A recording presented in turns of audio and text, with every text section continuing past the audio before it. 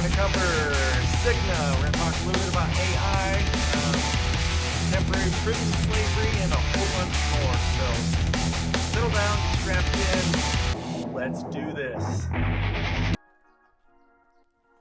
Like I said last week, I like the sound. It's perfect for that sort of a segment, so that's what I'm going with.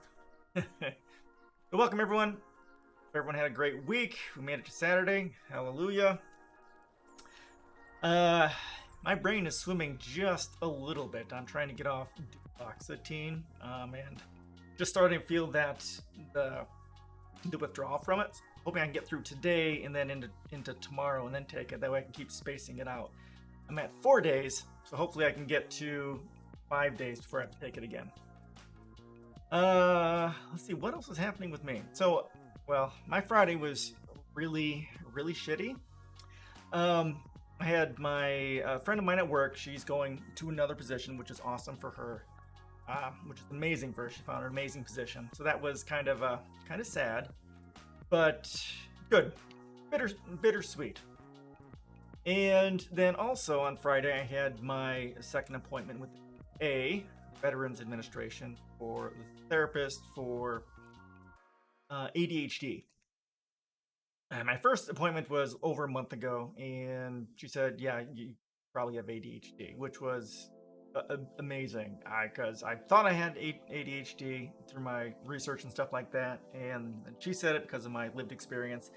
But then Friday we had the second appointment with them, and because I didn't remember much about my childhood, so I had my mother come, therapist had my mother come and talk about my childhood, and then following that, she said, "Yeah, you don't have ADHD, but you're just a normal person dealing with stuff," and it was devastating, frankly. I've really. My whole life I've been different. I'm different, which is fine, but with ADHD, I made sense. My life made sense. The things I struggle with made sense, and to have her, I get why she did it, because that's just the way ADHD diagnosis goes. That if you don't, you have to have significant impacts from childhood, otherwise they won't claim it's ADHD. It's just part of the diagnosis process, which is a bit problematic for me. Now, I expected it to go this way. And from the very beginning, before I even started this, I was going to seek a second opinion. And I'll be doing that. But the therapist also said that, there's other things we can do to approach this. Just by the straight process, it doesn't quite work. So, I'll be doing that. I have my next appointment in about a month. I have another therapist I'm seeing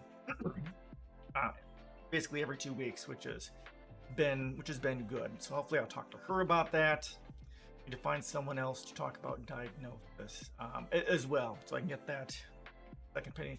Some people it does take them several times before they can get the actual diagnosis. And it's really like, as I've researched ADHD, it's just like, this is me, this is my lived experience. And I've started a giant blog post on this, still researching it and writing it, and I'm just collecting the cognitive impacts that it has on me. And yeah, so at some point, once I actually get an official diagnosis, I'll put that out there. And also, the post will also talk about my whole process. I'll be keeping track of that as well. And I'm sure this would have turned out differently if, instead of talking to my mother, which, there's no replacement for that, but if the therapist would have talked to my wife, because my wife has to deal with me daily, and that would be a whole different conversation. And one of the things that my non-VA therapist brought up is that potentially, because I'm an introvert, that I've been fairly protected or sheltered from the the larger scale adverse impacts of ADHD, in that I'm not social, and I keep to myself. And the fact that I'm introverted give me an actual advantage, because I'm very introspective, and I spend time thinking about things and trying to figure out, this is a problem, so how do I fix it? So I've spent, my life has all been about dealing with the impacts of this. So it's So it may be harder because I'm older and I've spent my whole life dealing with the impacts. And, well, I haven't. It's not like it doesn't impact me every day. It does. I struggle every day. But I mask very well, and the effects are very hidden. So, yeah, it may be difficult to get a diagnosis for this, but we'll see. We'll see. I'm shattered, but I'm hopeful. But yeah, that's all that's going on with me. Friday was rough, and I'm still kind of dealing with that that sort of a thing right now. But part of the reasons why I'm kind of late, I'm kind of dragging this morning. I'm dealing with all that. But how about you guys? How was your week? What has been going on with you guys? I've got a stream today, which is awesome. Oh, I saw John Wick at the theater, which was an amazing blood fest. Although there are things that happened that kind of pushed the boundaries of my immersion, of my ability to believe. But overall, it was good, very good, amazing combat and stuff like that going on. Good ending. I saw that, and like Thursday, I think I saw Shazam with my daughter, which was pretty good. And then last night we saw the Dungeons and Dragons movie. So that was pretty good too. I saw some reviews of it, and one guy that I kind of respect in the D&D community basically said, and I agree with this, it's kind of a hard cut from scene to scene. Like, okay, we need to do this, boom, blam, they're there, and they're doing it, and there's no travel. And it's fairly superficial. You don't really get to know the characters all that well. But if you're into Dungeons and Dragons, it's a huge, like, here's all the neat things about Dungeons and Dragons. It talks about setting Faerun in the Forgotten Realms, so the Red Rivers of Thay, Neverwinter, and all sorts of neat things are in there. So it was really cool. I'll end up having to buy it, and or at least watch it over again so I can see all the little things there for Dungeons and Dragons that are in it. It was really cool. Really cool. It's not going to be like the movie of the year or anything like that. It'll be a good, like the one guy said, it's a good popcorn movie. Lots of good stuff going on. Not really deep, but yeah. So I saw that. I don't have anything else I'm planning on seeing, but yeah, that's all I got. Okay, how about you guys? What has your week been like? Anything? Anybody? Before we get started? Anything at all?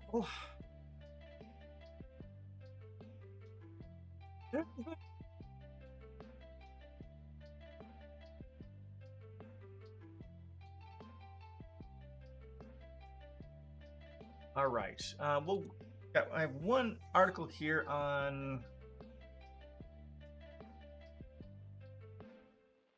AI stuff. I covered a bunch of it last week, but we'll go ahead and cover this one today. And kind of really, and also my capitalism and resource-based economies Q&A post from December 2020. I'm gonna have to update with more of the kind of links that are things that are happening today with AI. So talking about the upcoming AI and automation apocalypse sort of a thing. And this is going to be one of those things.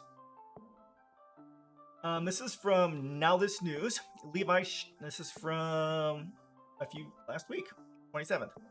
Levi Strauss & Company announces it will use AI-generated models to increase diversity. Yeah, you read that? The company said they will test the use of AI models to supplement real-life models later this year. And this is it's so much bullshit. There's plenty of women of color, men of color that are doing models, so just fucking hire them, you racist garbage. Garbage people! Assuming this is not a very good image of AI model, because it's really not as high res as it needs to be, but probably one of them. So this is stuff like this is why. Then you've got the AI image generation models going on too. And you got ChatGPT. So if you want like a reason why universal basic income needs to be a thing, this is the thing right here. People are going to lose their jobs over this sort of a thing, and it's going to be devastating to many, many people. very hard for them to find work. Retraining is a bitch. I talk about all that in my post. I'll throw that here in chat for you. So that if you get super bored and you want to read a massive post, only 31 pages, so some good light reading, you can read that there. All right, Levi Strauss & Company is partnering with an AI company to increase the number and diversity of our models for our products in a sustainable way. The company announced in a press release the partnership is with LaLaLand.ai, which specializes in AI-generated fashion models. Oh my God, there's a business in that. Wow. Yeah, so the fashion industry is going down, burning with AI.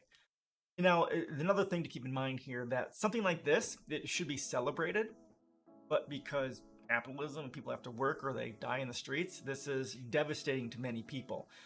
Ideally, this would be something that should be celebrated, because it gives so many companies access to so much more creativity when creativity and options, but because people are going to be losing their jobs, like horrifically, this is going to be devastating to so many people. This is a capitalism problem, not an AI problem.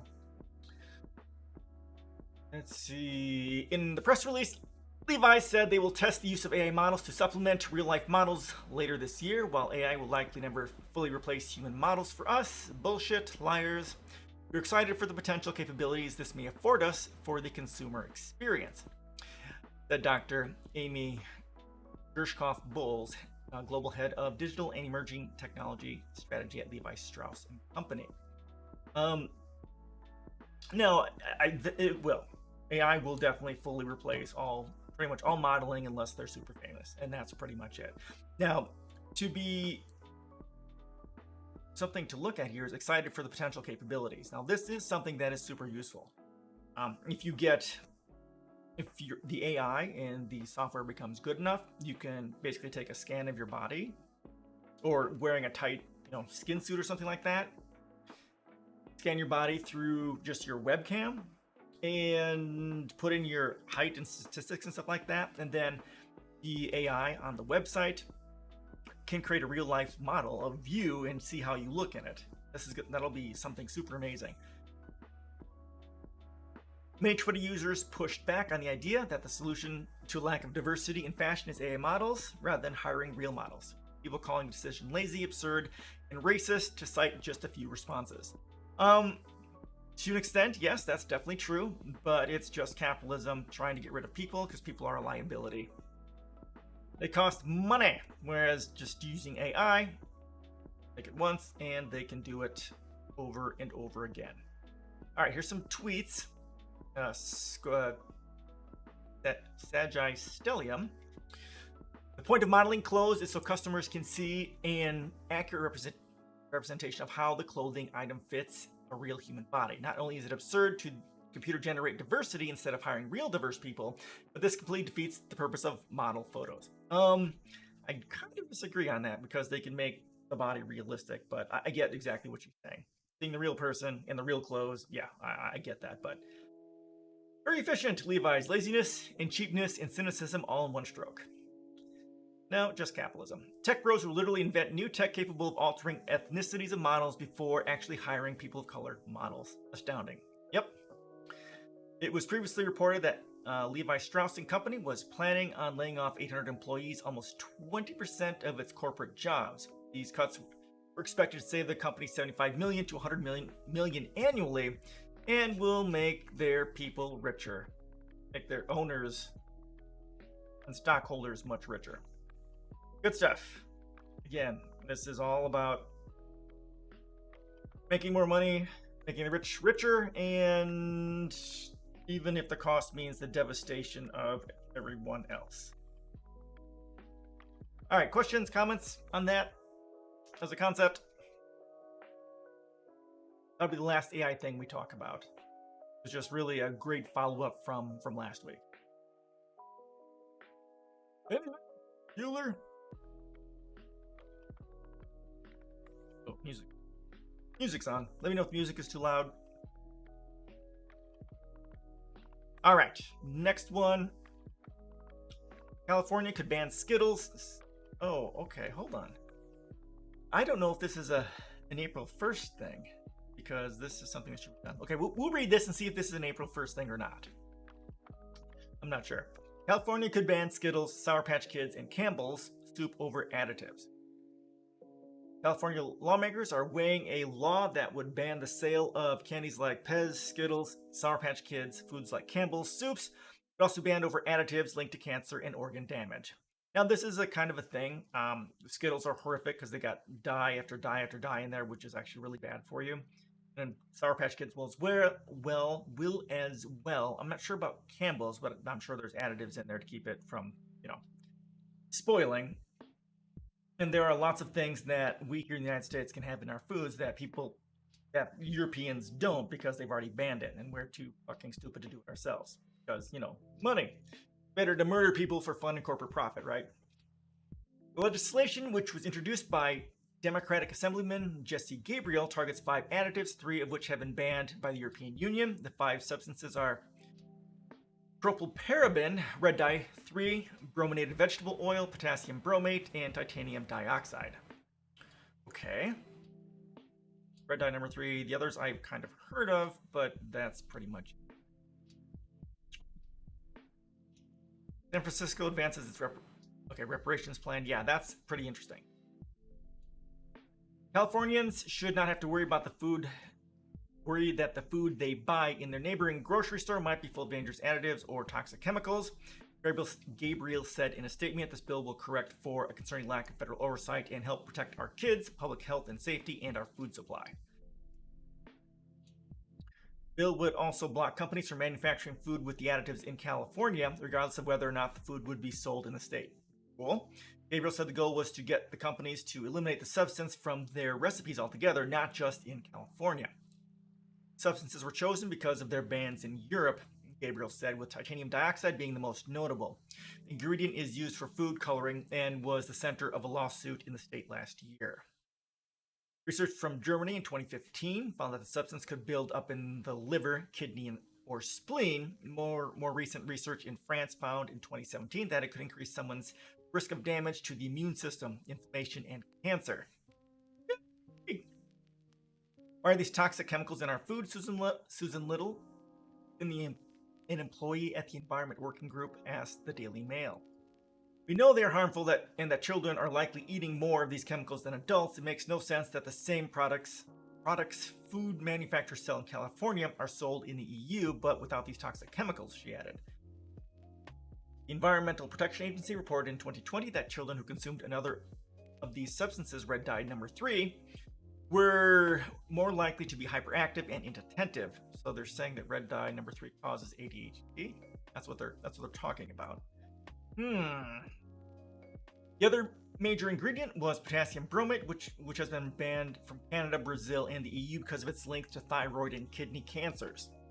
Other foods that would be affected by the ban include jelly beans, Trident sugar-free gum, and certain bread products across the United States. Consumers are encouraged to check the ingredients in their food before purchasing if they wish to avoid these substances. I'm not reading too well today. My brain is a little scrambled today, but hopefully it won't be too bad. Questions, comments on this before we move on? This is a good thing, and like the article kind of mentioned, the federal government should be taking this much more serious. The CDC or the FDA most certainly should, because that's kind of their fucking job. They should find, anything within the EU that is banned and definitely be banning it here too. At least very much start with that list and deciding on it and doing it. This is going to be another quick one.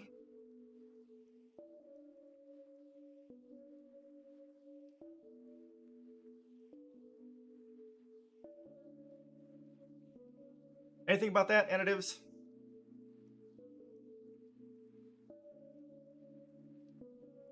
All right, this is from The Bite. Richard Branson sacks 85% of Virgin Orbit. This is from yesterday.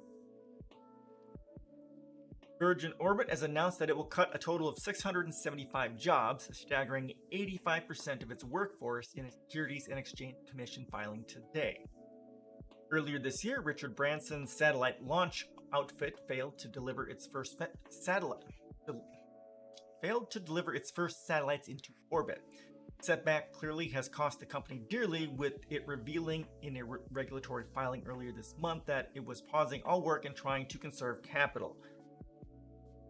Shares fell by more than 44% in after-hours trading on Thursday per BBC, adding insult to injury. Existential crisis. In short, the company is facing a deep crisis, expecting to pay out $8.8 million in severance and benefits payments, as well as another $6.5 million in other HR-related costs. Unfortunately, we've not been able to secure the funding to provide a clear path for this company, Virgin Orbit CEO Dan Hart told employees, as quoted by CNBC. We have no choice but to implement immediate, dramatic, and extremely painful changes. This is Richard Branson. Okay. Yeah, and this is... I don't expect this to go any better for Virgin Galactic or Virgin or any of his space stuff, because Musk is just plowing over pretty much anyone in the private sector in this area. I haven't really heard much of Branson's Virgin Galactic or anything like that going on. I mean, Musk has got Starlink in there, hundreds of satellites out there. I can't imagine. I haven't heard anything about... Oh, Really Bear. Okay, all right, cool. Good to see you. Getting really early. Hope your week went well. Yeah, I'm covering a bunch of random stuff right now, and then in a few we'll get into the serious stuff. Oh, actually, next we'll be getting into something serious. Good to see you. All right, hold on one second. My wife is texting me. We're getting into the IPCC thing next.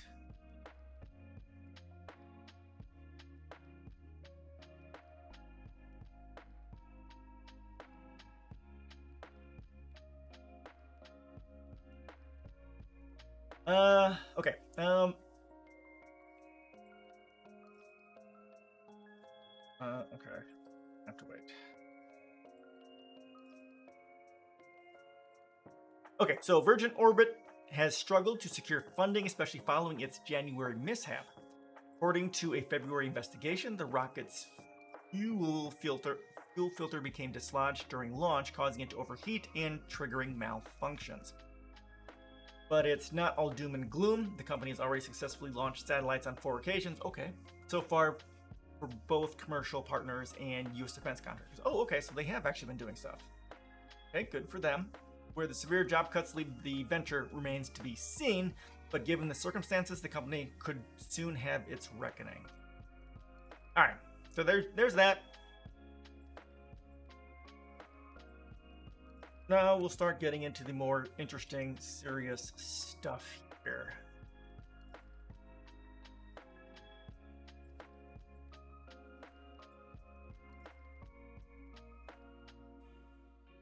I did start reading the latest IPCC report a little bit, but not too much. This is kind of going to... When was this posted? March 31st. So this was like yesterday.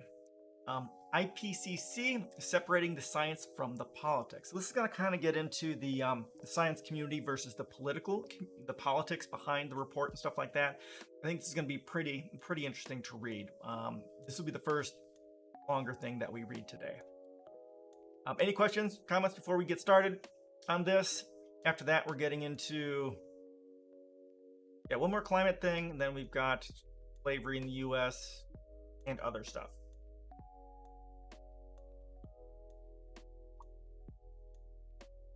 Okay. The fact that the IPCC incorporates in its core business risks of failure to the Earth system and to human civilization that we would not accept in our own lives raises fundamental questions about the efficacy of the whole IPCC project. If low risks of failure are taken as a starting point, Net Zero 2050 becomes not a soundly based policy aim, but an appalling gamble with existential risk. So, when it comes to the IPCC report, I've been a bit disappointed too, but I get the politics behind it, that they don't want people freaking out because it's really boils down to either we radically change the very foundations of human civilization or human extinction in the next 200 to 300 years. I mean, that's what we're faced, and that's what they need to be saying.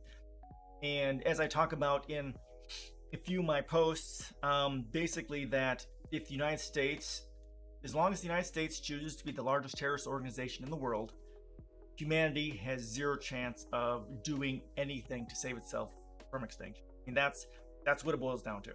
And the United States isn't going to change.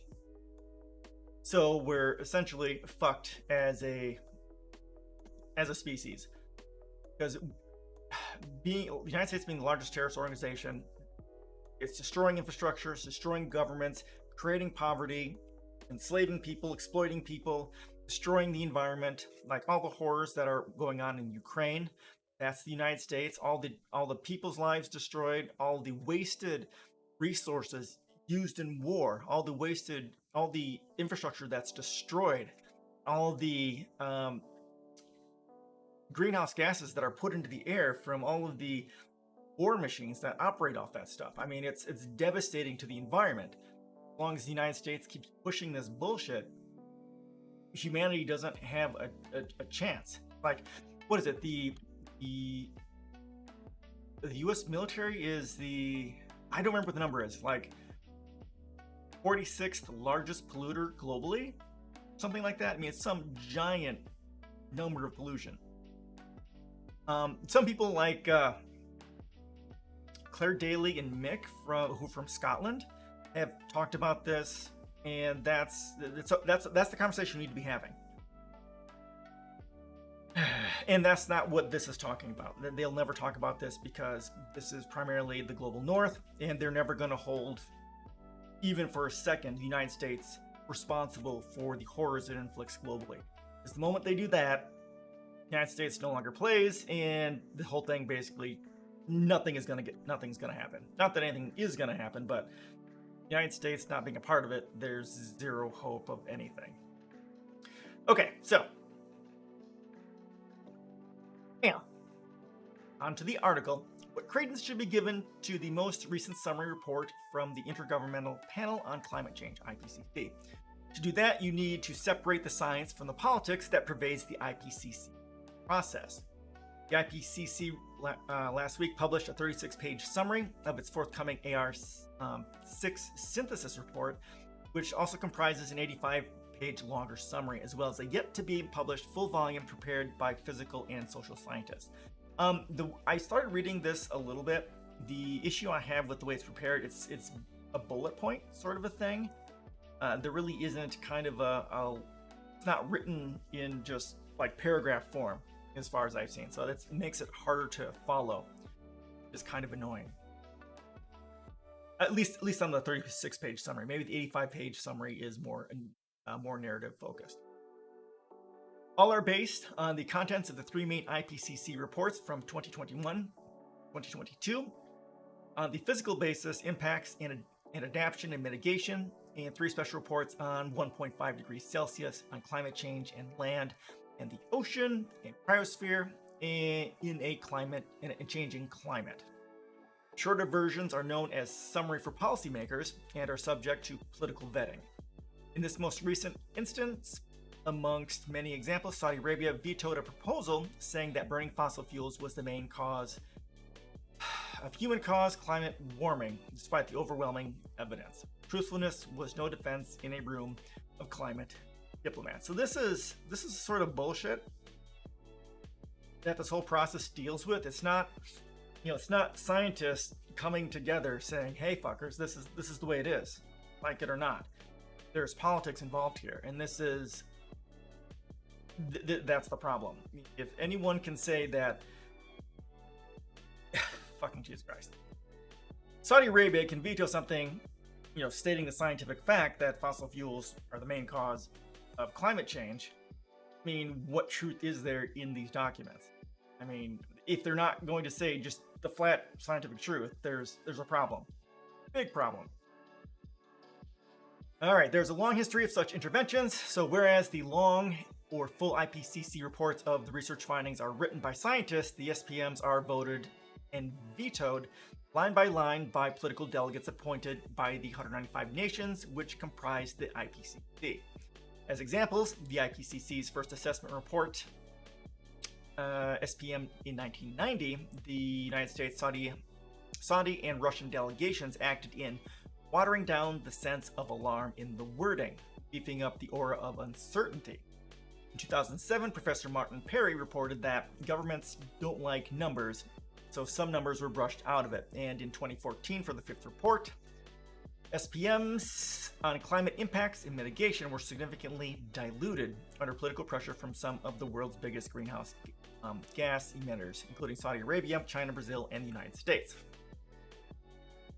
Now, I suppose while these summaries are so important is because if anyone is going to read anything, they're going to read the summary.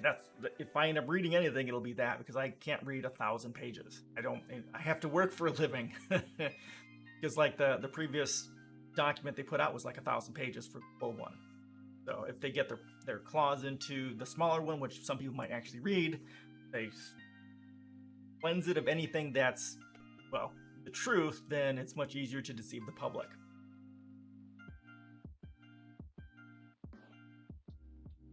Only one observer organization, Earth Negotiations Bulletin, was allowed to report on the most recent meetings to finalize the SPM. Oh yeah, and theirs is a blow-by-blow account of the political acrobatics around almost every paragraph. For example, Finland noted the root cause of climate change is the use of fossil fuels. Saudi Arabia strongly opposed the conclusion of the sentence, and China tried to cut the most powerful finding from the report: carbon pollution must drop 2/3 in 12 years to keep global warming to 1.5 degrees Celsius. Ooh, that's a good one. But said it would be happy to keep the numbers in a table, and so it went, with politically appointed delegates deciding and deleting and amending what was considered relevant to policymakers, that is, to themselves, in a self-referential loop. Yeah, so when I talk about climate change, it's really, we basically have to be, if we were carbon neutral today, carbon neutral to like the levels of 1980 or whatever that number is, or no, pre-industrial, so 18 whatever, right? It would still take decades, if not centuries, to see the full impact of that, because these climate systems, it's a systems thing. Get the carbon lowered, and then eventually it'll make effects over here, effects over there, then eventually it'll get to the entire climate, but that takes time. So we literally need to be very carbon negative today in order to have any chance of staving off the worst horrors that are coming in, the next few centuries. So this is good. This would be great if they had that in there. That's what we need to be saying. Politics of the IPCC. In a recent commentary at the conversation, Professor Nerily Abram wrote that a key aspect of IPCC SPM reports is that they are co-produced between scientists and governments. A summary of each report is negotiated and approved line by line with consensus from all the IPCC member governments. The process ensures the reports remain true to the underlying scientific evidence, but also pull out key information governments need. Emphasis. So yeah, and that's the whole problem, that governments have anything to do with this. That's exactly what should not be happening. The question is, what do governments need? What do they want? And what do they not want? And the problem is not just SPMs, but the wider process. The top decision-making level of the IPCC comprises government-appointed delegates, diplomats from 195 member states. It is they who make the big decisions. They most importantly elect a bureau of scientists for the duration of an assessment cycle, who in turn select experts to prepare the IPCC reports. To be clear, that top level of coordinating authors are political appointees, a process which has been underexplored in critical literature. Oh, that I did not know. Yeah, that is problematic. Lead authors then coordinate the drafting of the full report with input from thousands of scientists in a lengthy process.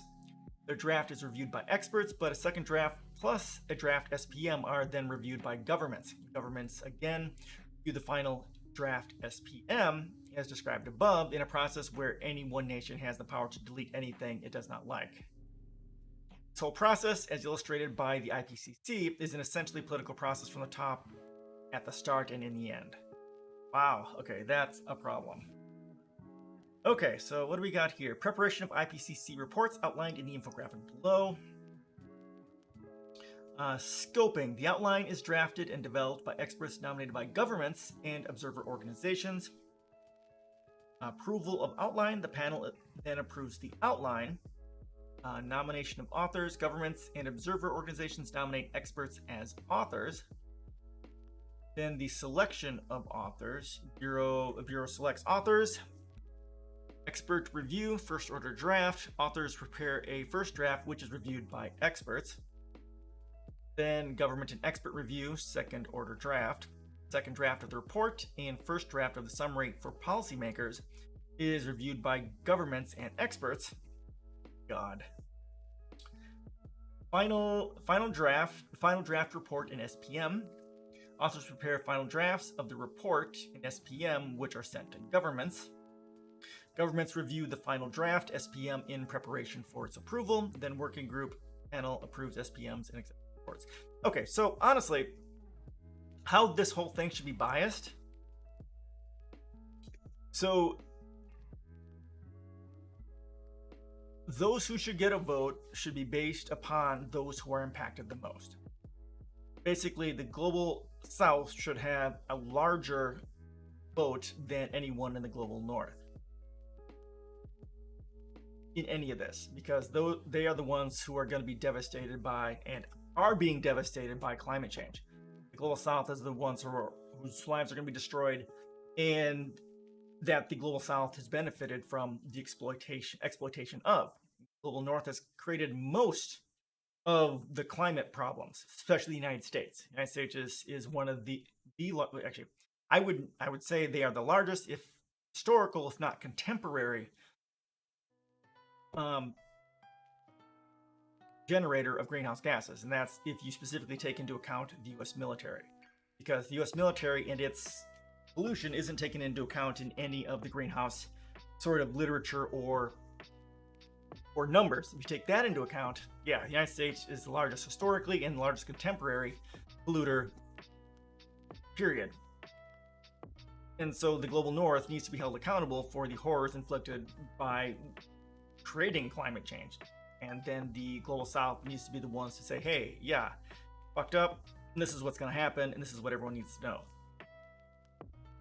Okay, in 2007, the eminent U.S. scientist Michael Oppenheimer wrote about how the IPCC got started, saying that among other motivations, the U.S. government saw the creation of the IPCC as a way to prevent activism stimulated by my scientific colleagues and me from controlling the policy agenda. Yeah, allowed them to control the context and framing of climate change more. There is significant literature on how politics of the IPCC works and its conservative bias.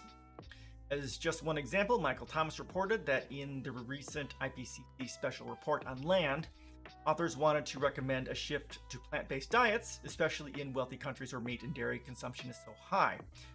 That's something that I don't really lean into that heavily in my environmental policies, but yeah, that would be a very good thing for people to do, shift to a much more plant-based diet. Or we can also lean into the I don't want to say engineered meat, but grown meat in vats as a replacement for the contemporary meat.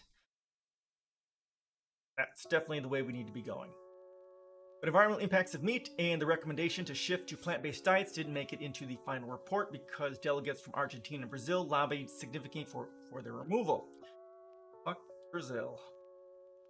Alright, conservative science.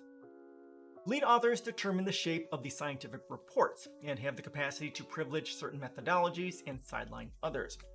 A key feature of the IPCC reports on the physical science has been to elevate climate models to the center of the process, whilst relegating the bigger picture understandings that come from climate history, paleoclimatology, to a secondary position. Paleoclimatology teaches that in the long run, each 1 degree of warming will raise oceans by 10 to 20 meters. Models unable to properly include cryosphere processes suggest sea rises to 2100, so small that the projections are not credible, a process of scientific reticence highlighted by NASA science chief James Hansen as far back as 2007. Oh, wow. That's crazy. Yeah, and the ocean, the coasts are the ones that are going to be hit the worst by this, by virtue, of course, rising sea levels, but also the increase in storms coming off the ocean. It's just like, I couldn't. No investor in their right mind should be investing in any property on the coast, because those are going to get devastated definitely in the next 100 years, just by storms, by sea level rises, or anything like that. It's just a really stupid thing to even consider. If you're going to invest in any property, it needs to be basically above, off the coast, and above like the middle of the United States, like Europe and higher. The current climate models are not capturing all the risks, such as the stalling of the Gulf Stream, polar ice melt, and the uptick in extreme weather events. Professor Michael Mann says that when it comes to certain important consequences of warming, including ice sheet collapse, sea level rise, and the rise in extreme weather events, the IPCC reports, in my view, have been overly conservative, in substantial part because of the process that are imperfectly represented in the models. Another fundamental problem is the approach to risk. IPCC carbon budgets regularly include risks of failure, overshooting the target of 33% or 50%. That is a 1 in 2 or a 1 in 3 risk of failure. Thus, a 2-degree carbon budget with a 50% chance actually has a 10% chance risk of ending up with 4 degrees of warming, which is incompatible with maintenance of human civilization. Okay, that math, my brain does not process. The failure. 30% chance. Okay, my brain can't process that. Yeah, and that's the sort of thing, if that's the sort of stuff that they're talking about, that's something that our brains can't process. And we don't really understand what that means. So it's easier to hide the risks that are actually involved. These are risks of failure that no government or person would agree to in any other aspect of life, whether it buildings and bridges, safety fences, or car seats, where acceptable failure rates are tiny fractions of 1%.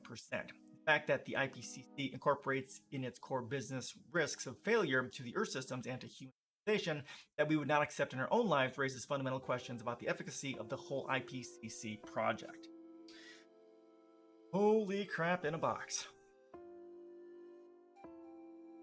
Low risks of failure are taken as a starting point that, in an instance, the so-called carbon budgets for 1.5 degrees and 2 degrees reduced to zero. They cease to exist because they are an artifice of this appalling gamble with risk, and with them disappears any notion that the net zero 2050 is a soundly based policy aim. Yeah, net zero by 2050. You're coming to my channel, anything aiming for 2050 is fucking stupid, because we don't, the modeling that we do see that plot temperature and what needs to be done, we are headed for the worst case scenario. And I think the more recent stuff says by 2100 we're going to be hitting 2.4 to 2.7 degrees Celsius increase, if we don't change by basically 2030. I mean, it's really grim what's going to be happening. And again, the global south are the ones who are going to suffer from it the most.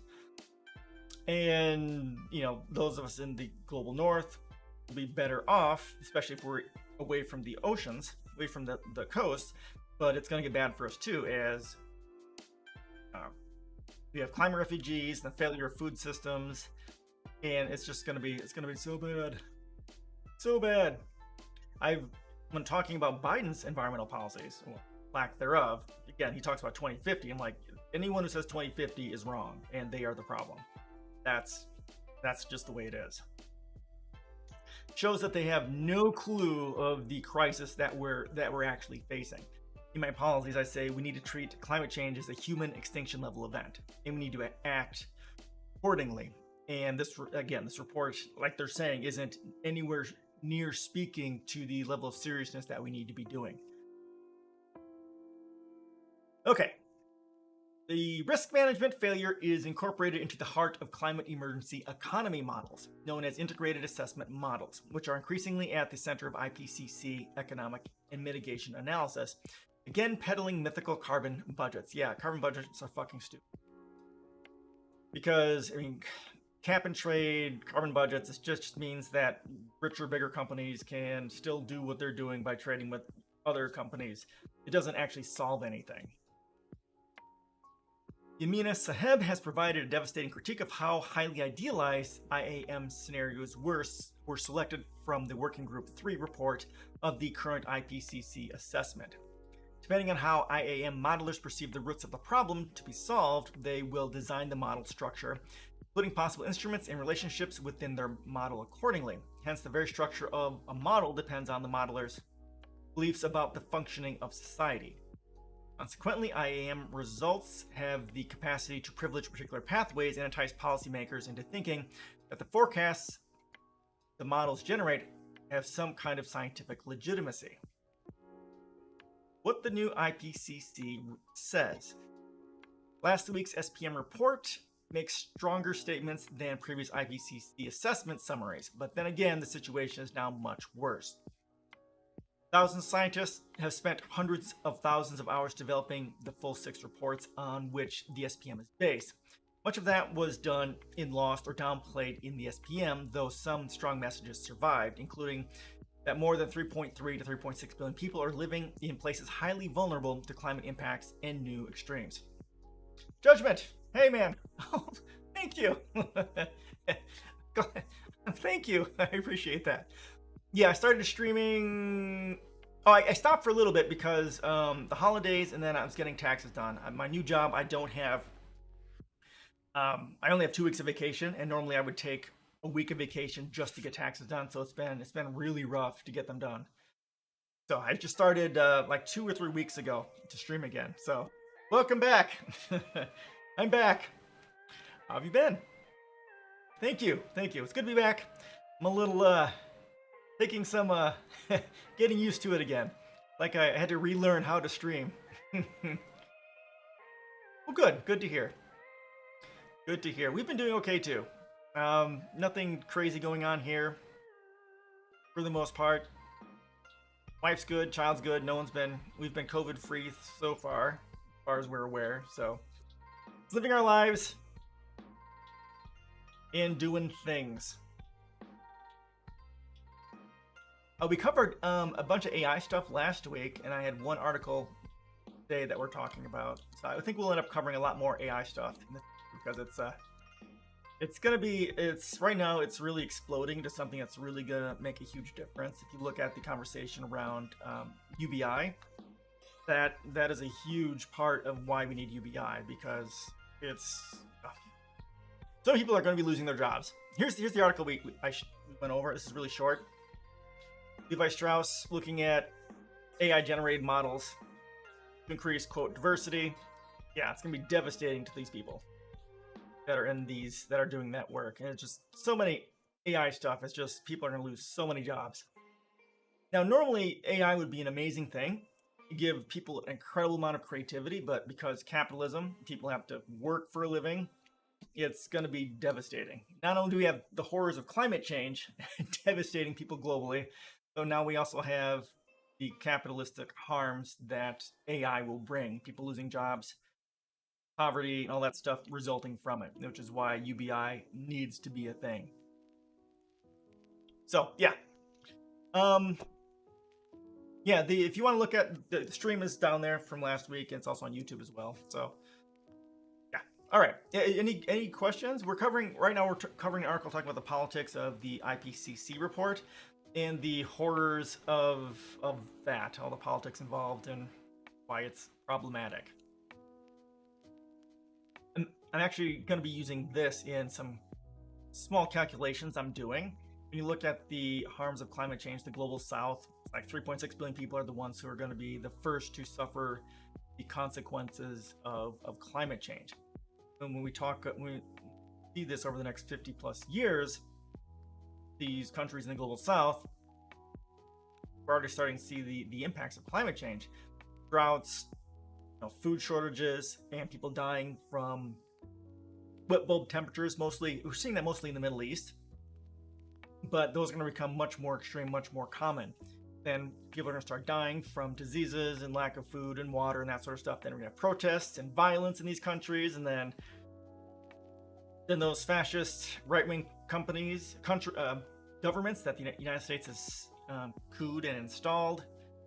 They're going to end up murdering these people, and it's just going to be horrible. Then they're going to start leaving these countries and going to the global north, and the global north, similar, going to end up basically keeping all these people out, if not murdering them through military action or police action, because the global north has to worry about their own food supplies and water supplies, and because of the high lack of sharing between countries and stuff like that. It's just going to be this devastating things. This next 100 years is going to be, it's going to be bloody, and it's going to be sad. My daughter's 14, and she's going to live through some of the greatest horrors humanity has ever seen, and we're just getting started, and it's going to accelerate because the temperature models are, it's not quite a straight line yet, but it's basically getting there.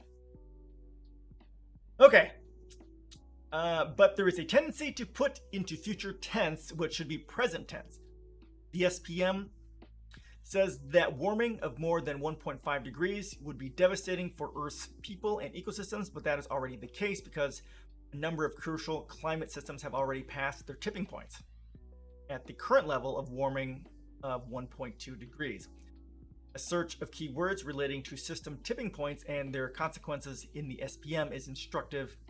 Feedback appears once, Cascade and Hothouse not at all. Tipping gets mentioned once, as does Antarctic.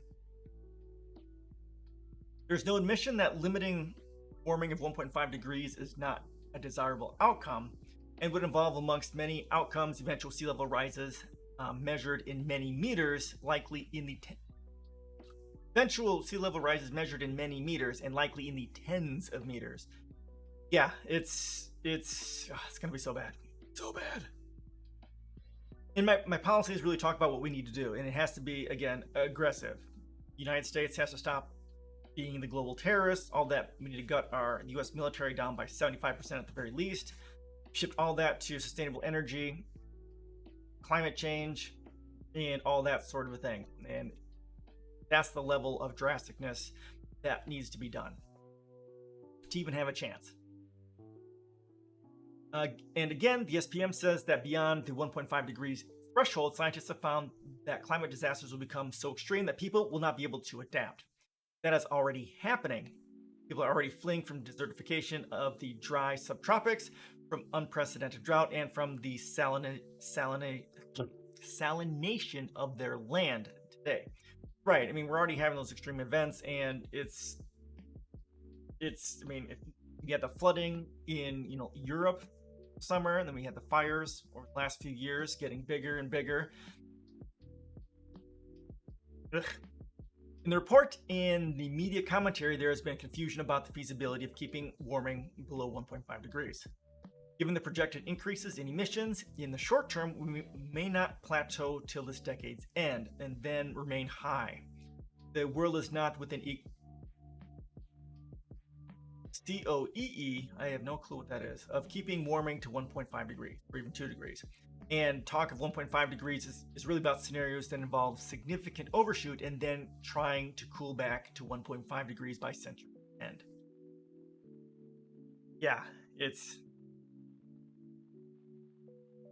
Okay, responses.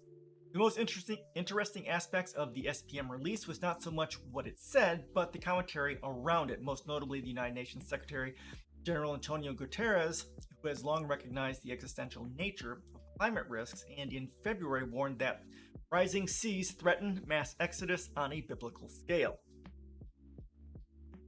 Presumably, recognizing that the SPM was not for scratch, Guterres went hard, saying the world was running out of options to defuse the ticking climate time bomb because humanity is on thin ice and that ice is melting fast.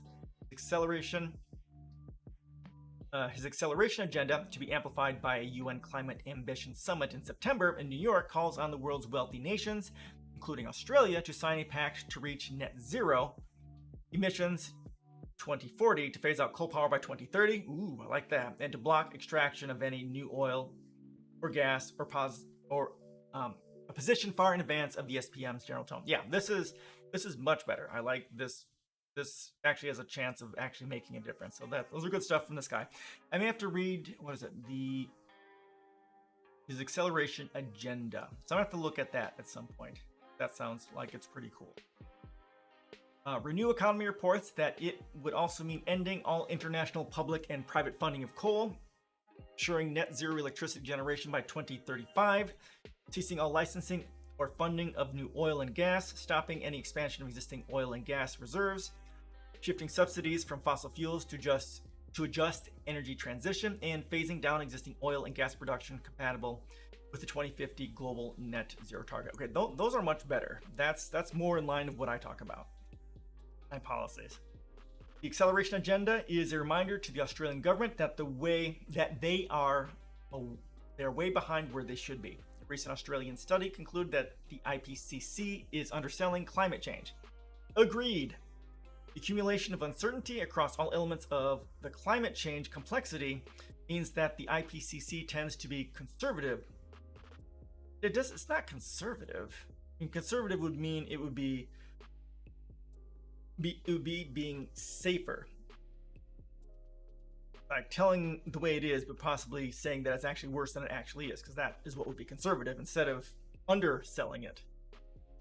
Conservative would be overselling it, not underselling it.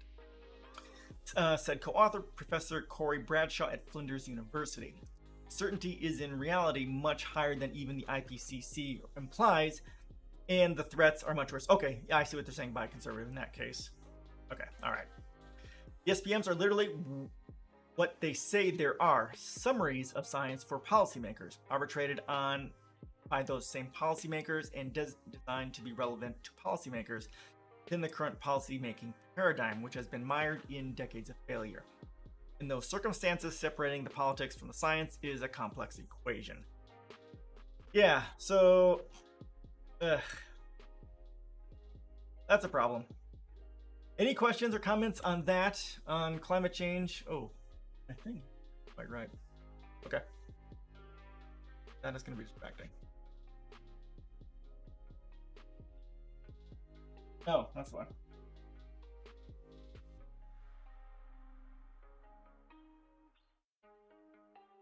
Yeah, that'll help. Okay. Questions, comments? Gang mine, how you doing, man? Woohoo! Yay! Glad you can make it. We covered some AI stuff. Well, one thing. Then this is the first serious article we've dove something into. This is on the politics of the IPCC report. Go and throw that in there for you. And here's the AI one we covered. It was really short. Levi Strauss is going to use AI models. This is the only thing we covered this week. Last week, at the beginning, we covered a bunch of AI stuff. You can check that from last week. I haven't shared any of that to the Discord yet, and I'll probably end up at some point updating my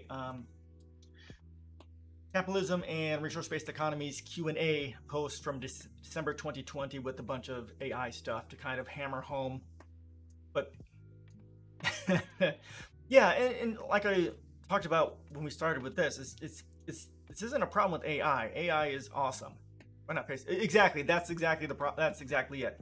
This is only a problem within capitalism because, having AI models should be an amazing, powerful, and just giving so many, people access to incredible diversity through technology. But it's only an issue because people need jobs, and if they don't have jobs, they end up homeless.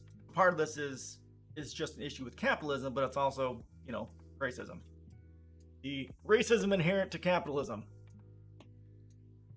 So, yeah. So then the other one, we covered this. California could ban Skittles and stuff like that over preservatives. I'll go and throw this in here too.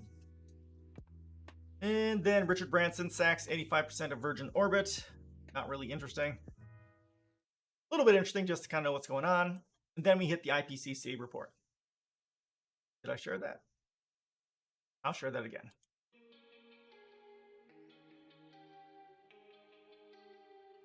It's also the AI hype that focused on not even present long-term potential problem like self-aware AI instead of current day harm like. Yeah. Yeah, I'm not overly convinced of the self-aware AI issue. I think that's a lot of hype for me. But yeah, the current day harm, racial bias, and things like, and the issues with capitalism, right? AI should be empowering, but and it is, but there's significant economic harm in using AI to displace workers. Capitalism sucks. It is the devil. All right, any questions or comments before we continue on to the next one? Devil indeed, yep. All right, this is Scotland. This is the first thing we've covered really from Scotland. This is from the 30th. Did I change it? I did. Okay. Westminster must drop ill-thought-out nuclear plans, says Scottish Greens. There we go. The UK government must shelve its ill-thought-out plans to expand nuclear power and allow further oil and gas exploration, the Scottish Greens have said. Tories released thousands of pages of documents on Thursday as a part of what was billed as Green Day, a big new proposal to help the UK reach its environmental targets. If only that were a concern. Experts largely argued that there was little of actual substance in the announcements, with most of the money already having been earmarked in the past. Scottish Greens were no exception, saying that it was ill thought out and does not live up to the scale of the crisis that we face, which is basically what I talk about. In general, they took particular aim at Tory plans to expand the UK's nuclear power capacity. Last November, the government announced the establishment of Great British Nuclear, a body which is meant to support the industry. On Thursday, it announced the names of the two experts who will lead the agency and said it would be based in the Greater Manchester area. It did not appear to reveal any new funding for the body, however. The Greens decried nuclear as costly and said it will leave a toxic legacy. They also asked for assurances that taxpayers in Scotland won't pay for nuclear reactors across the UK, given the Scottish government is opposed to nuclear power. Okay, well, that's cool. Scotland is, I have half a mind to move there because they got Claire Daly there and Mick, who are the Scottish representatives to the EU. They're amazing. And there's someone else that's kind of in our Discord who is from Scotland as well, who's a member of the Scottish Green Party. They just got some. Ireland's better? Oh, okay. Are Claire Daly and Mick, are they from Scotland or Ireland? I thought they're from Scotland. Ireland! Okay. Okay, alright. So Ireland is awesome. Scotland is also awesome. But Ireland is definitely extra awesome because of those two. Confusing those two. Alright, cool. But yeah, so reactors are hugely problematic because A, they're expensive as fuck and they take forever to build. Instead of doing that, we should be doing other sustainable power sources like geothermal, tidal wave, and like high altitude wind turbines and that sort of thing. All the stuff I normally talk about. And then, of course, with climate change, these nuclear reactors are at significant danger of spilling radioactive stuff all over the place.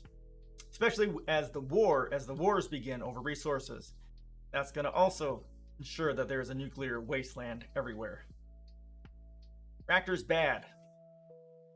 Okay, they are renewables projects that could be delivering the climate action we need here and now, but they are stuck waiting years for a connection to the electricity grid. Unless the UK government acts to speed up grid connections, it will hold back Scotland's renewable ambitions.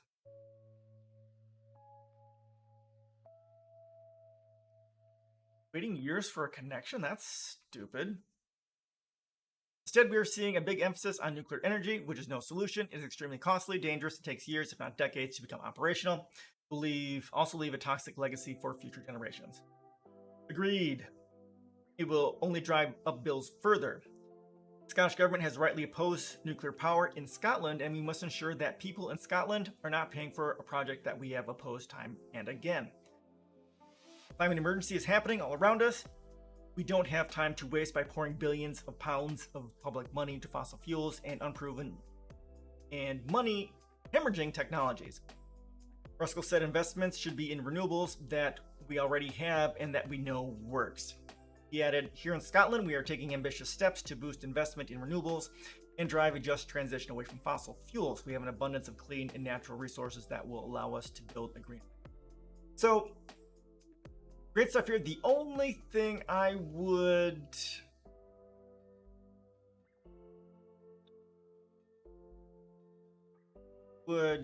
quibble with is kind of here. The issue with this is like there are significant issues with wind turbines and solar. Solar has a lot of rare earth mineral issues, and then you also need batteries, which have rare earth mineral issues as well.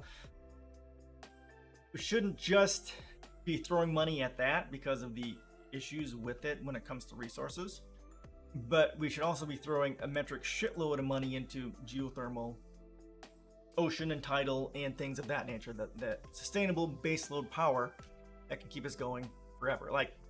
And those things haven't had a lot of money thrown at them, but they should, because this is what we need to be concentrating on.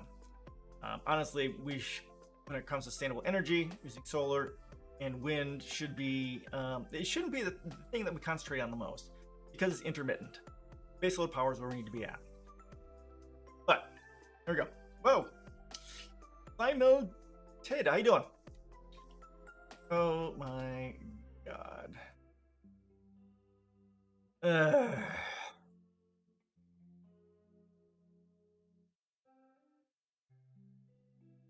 Seriously. Definitely not a bot. 100%. Real person. All the way. Ugh.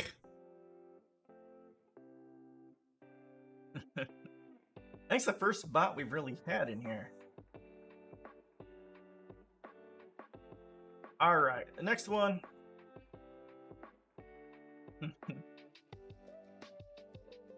Slavery in the US. This is 2021, so this is a little bit old. March of 2021, so 2 years old. Is that a good thing? It's the first time I've ever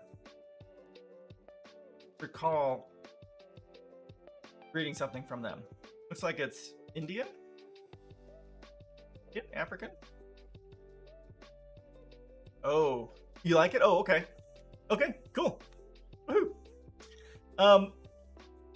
Let's talk about the slavery that still exists in the U.S. cotton prison farm. I've read through a little bit of this, and it seems pretty good.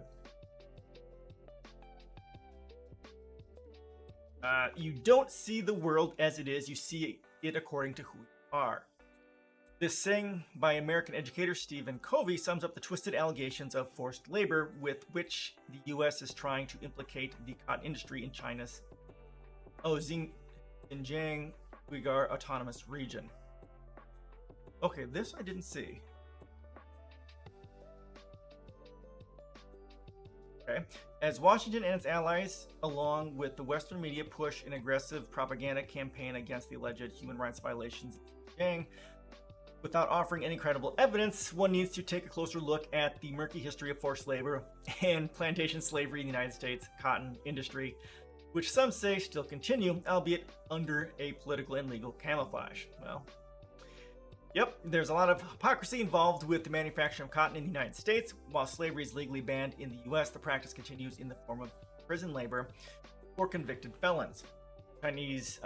China-based American expat Robert Van Rox told CGTN Digital, asserting that prison labor continues to be used in cotton farming in the US. That I wasn't aware of, but I knew they were using it for some stuff. Okay, yep. Slavery is alive and kicking in the United States, just that you don't call it slavery anymore, said Van Rox. who has previously worked with the US government and military. Many find these claims bewildering, but Van Rox is factually correct. The US is perpetuating slavery, by all accounts, under the garb of prison labor. A dark chapter that is widely and perhaps deliberately overlooked by the West, but needs reminding every time they take a moral high ground on the subject. Yeah, I mean, there's that's fair. United States is one of the largest purveyors of violations of human rights globally in many, many ways, and the global north, specifically Europe, the ICE, the International Criminal Court, really ignore the United States because they have to. Because if they actually issued an arrest warrant for Obama and Bush and every member of Congress for war crimes and crimes against humanity and crimes against the environment, they would quickly get invaded and murdered by the US and the CIA. Cuba violates human rights. Also, we have a torture camp there, right? I mean, Jesus. The nerve that the United States has to ever point any fingers anywhere. You know, if the ICC had warrants out for every member of Congress and every president, I'd be like, oh, okay, this shit got serious. This is what it should be. If they're not doing that, then it's all political. It's all politics. Politics. While it is widely known that the 13th Amendment to the U.S. Constitution in 1865 abolished slavery, not many seem to grasp a crucial legal exception.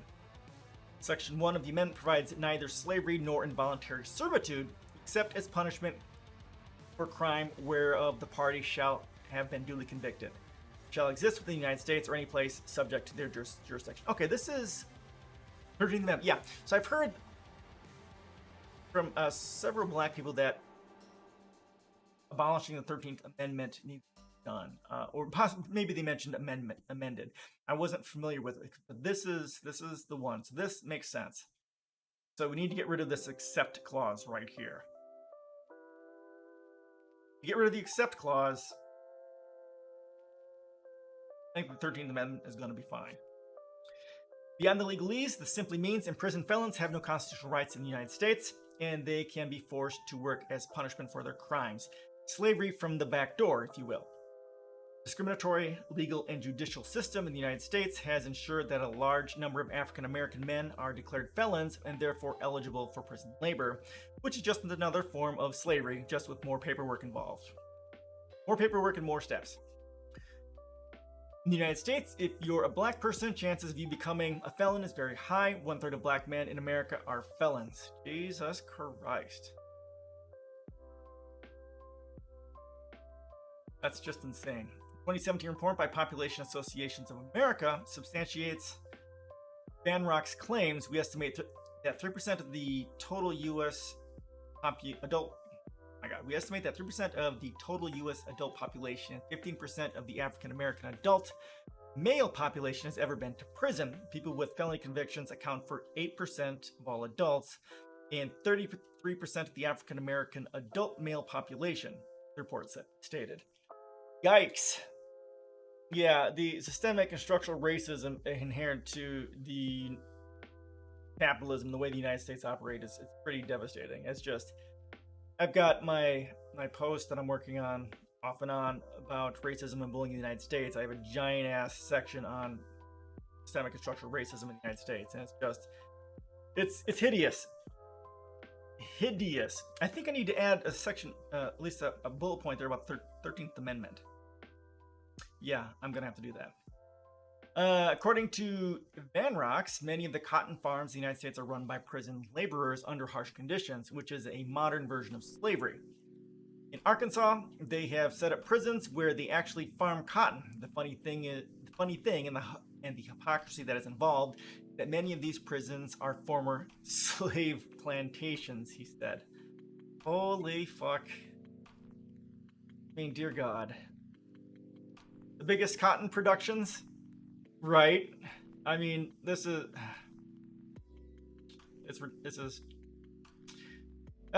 every time I get into the news, I learn how much just worse the United States is than even I am fully aware of. It always gets worse. Biggest cotton production prisons in Arkansas are Cummins Unit, Lincoln County, and East Arkansas Regional Unit, Brickies, Van Rocks noted. The Cummins Unit, with a capacity of 1,725, is one of the largest prisons in Arkansas. Of course, that's where the Clintons are from. The prison farm, formerly known as the Cummins State Farm, is built in an area of 16,500 acres and occupies the former Cummins and Maple Grove plantations. Cotton is among the chief cash crops, along with rice and corn that prisoners harvest in the facility. That's just hideous. The U.S. is the third largest cotton producing country behind India and China. Texas, Georgia, Mississippi, and Arkansas are the major cotton producing U.S. states. Van Rocks maintained that most of the cotton in the U.S. comes from the American prison system funded by the U.S. government. I'd like to see the stats on this, but that would be horrific.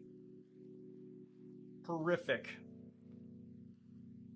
An archived New York Times report from June 16, 1964, about 2 New York State prisons receiving subsidies under the government's new cotton program establishes a direct link between prison labor and cotton plantation, which Van Rocks insisted continues even to this day. God. Okay, we can't see it. Can't see it, but it's there. Slavery reinvented in Angola prison. As recently as 2015, American media platform... Okay. That...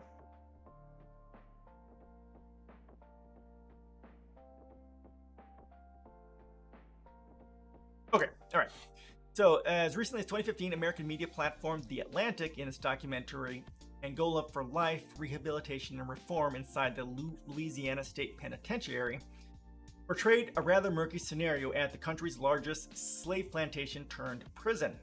The facility is named Angola after the African country that was the origin of many slaves brought to Louisiana.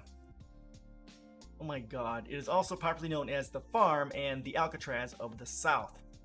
Crops stretched to the horizon, black bodies pepper the landscape, hunched over as they work the fields. Officers on horseback, armed, oversee the workers, The Atlantic wrote, describing the first scenes from its documentary in a report. To the untrained eye, the scenes from the documentary could have been shot 150 years ago. The imagery haunts, and the stench of slavery and racial oppression lingers through the 13 minutes of footage. The documentary raised disquieting questions about America's subhuman treatment of its prisoners. Those troubling opening scenes of the documentary offer visual proof of a truth that America has worked hard to ignore. In a sense, slavery never ended at Angola. It was reinvented. Yep, it is important to note that of more than 6,000 men currently imprisoned at the Louisiana State Penitentiary, 3/4 are there for life, and nearly 80% are African American. Angola traces the roots of its farm practices to black chattel slavery of the South. The southern states saw a proliferation of prison labor camps during the Reconstruction period following the Civil War. Large prisons were established that ended up incarcerating mainly black men, of course, because racism. Many of these prisons had till very recently been slave plantations. Angola and Mississippi State Penitentiary, known as Parchman Farm, among them. Other prisons began convict leasing programs where, for a leasing fee, the state would lease out the labor of incarcerated workers as hired work crews, The Atlantic reported. My God. I definitely have to include this into my post on racism. Convict leasing was cheaper than slavery, since farm owners and companies did not have to worry about all the health of their workers, it added. I don't see any of that happening in Xinjiang, asserted Van Rocks, who is currently the CEO of Zhuhai-based company Smoking Lion that manages the supply chain, manufacturing, and R&D for several Western companies and has dealt with cotton and textile firms in Xinjiang. I've been training in clothing from Xinjiang and mostly with factories, not the raw growing of cotton and farming in the fields, but the U.S. and other Western companies banning the shipments of Xinjiang cotton because of accusations of forced labor is nothing short of hypocrisy, he said. Okay. Nothing new? Yep. It's United States is bad, racist. Van Rock's Dark History of Plantation Slavery. Van Rock's assertions appeared valid considering U.S.'s own dark history of plantation slavery, particularly in cotton farming in the song.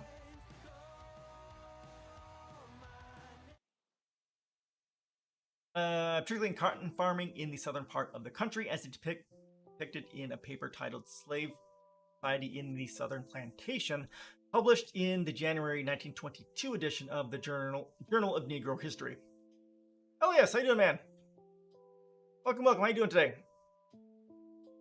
We're reading about the the shocking reality that the United States might be racist. Talking about prison, plantations. Gonna go watch Singing in the Rain and say, oh, cool. That's black and white, right? Bing Crosby? I know, right? Shocking. It's not black and white? Oh, okay. Was it Technicolored? I could swear it was black and white. Originally, at least. Oh, Gene Kelly. Oh, okay. All right, now I have to look it up.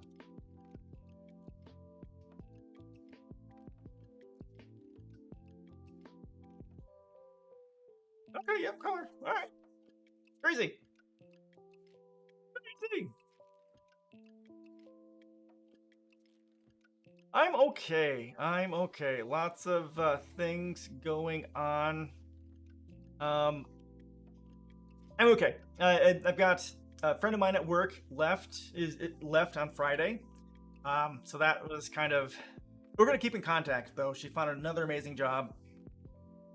So that's kind of got me out of sorts. And then I found out. So I had with the VA, the Veterans Administration.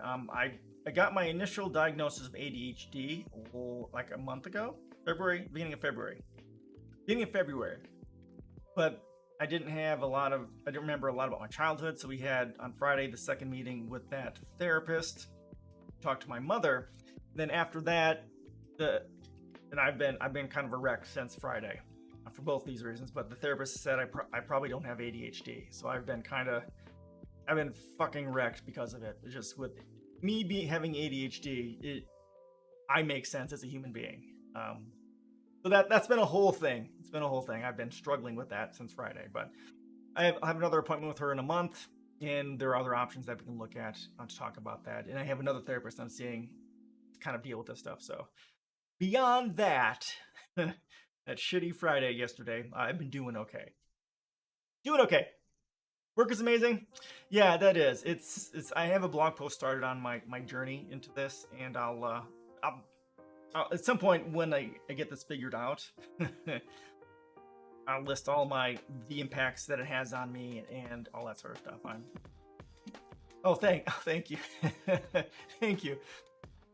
Oh, my mother was fine actually. I expected either it was gonna be a fucking nightmare or it was gonna go okay, and it went okay.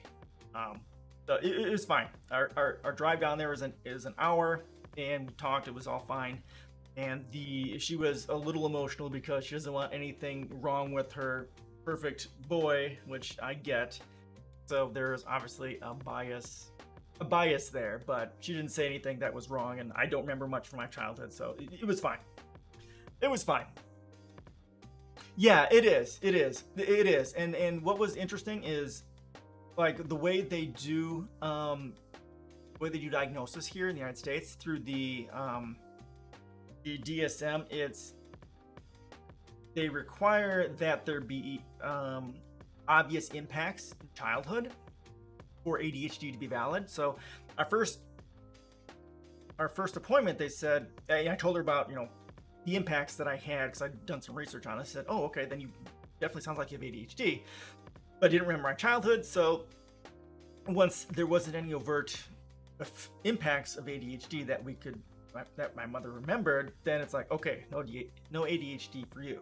So it was that's problematic, and I get why she went that way. My therapist there was a psychiatrist there, was female, she was cool, but it's to basically negate the actual impacts I have today, just because it wasn't obvious in my childhood, doesn't seem like good doctoring.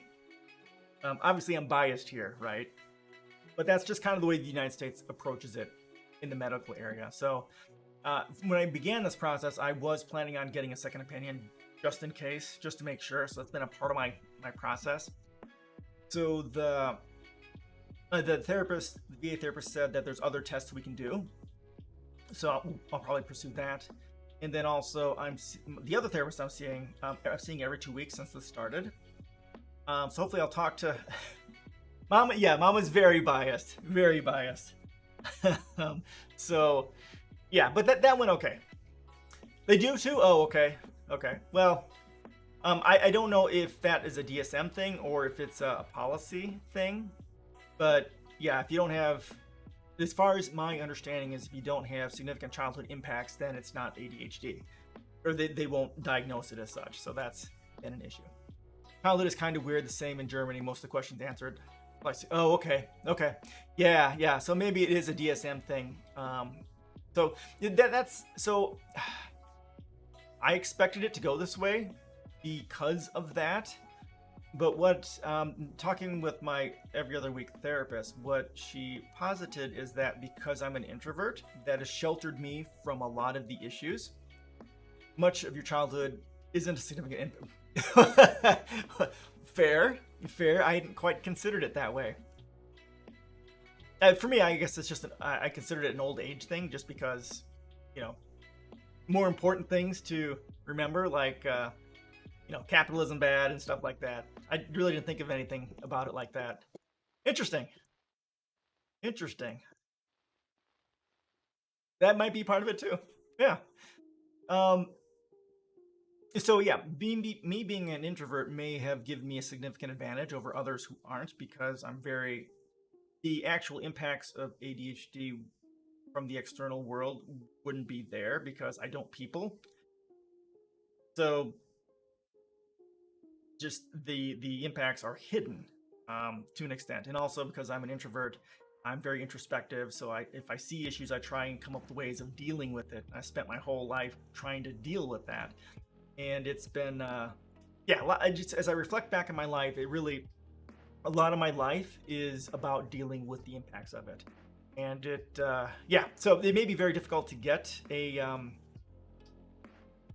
might be difficult to get a diagnosis because of all of that, because I've dealt with it my whole life. I'm old, I've got the experience, I'm an introvert. And now if they kind of bypass the childhood thing and they talk to my wife, I think we'll have a whole different story. I'm surprised my wife hasn't killed me yet. Because of all like the ADHD things, like remembering things, getting things done, it's something I struggle with every day. I don't remember anything from when I was like 12 to 18. I'm 20 years old. Oh my God.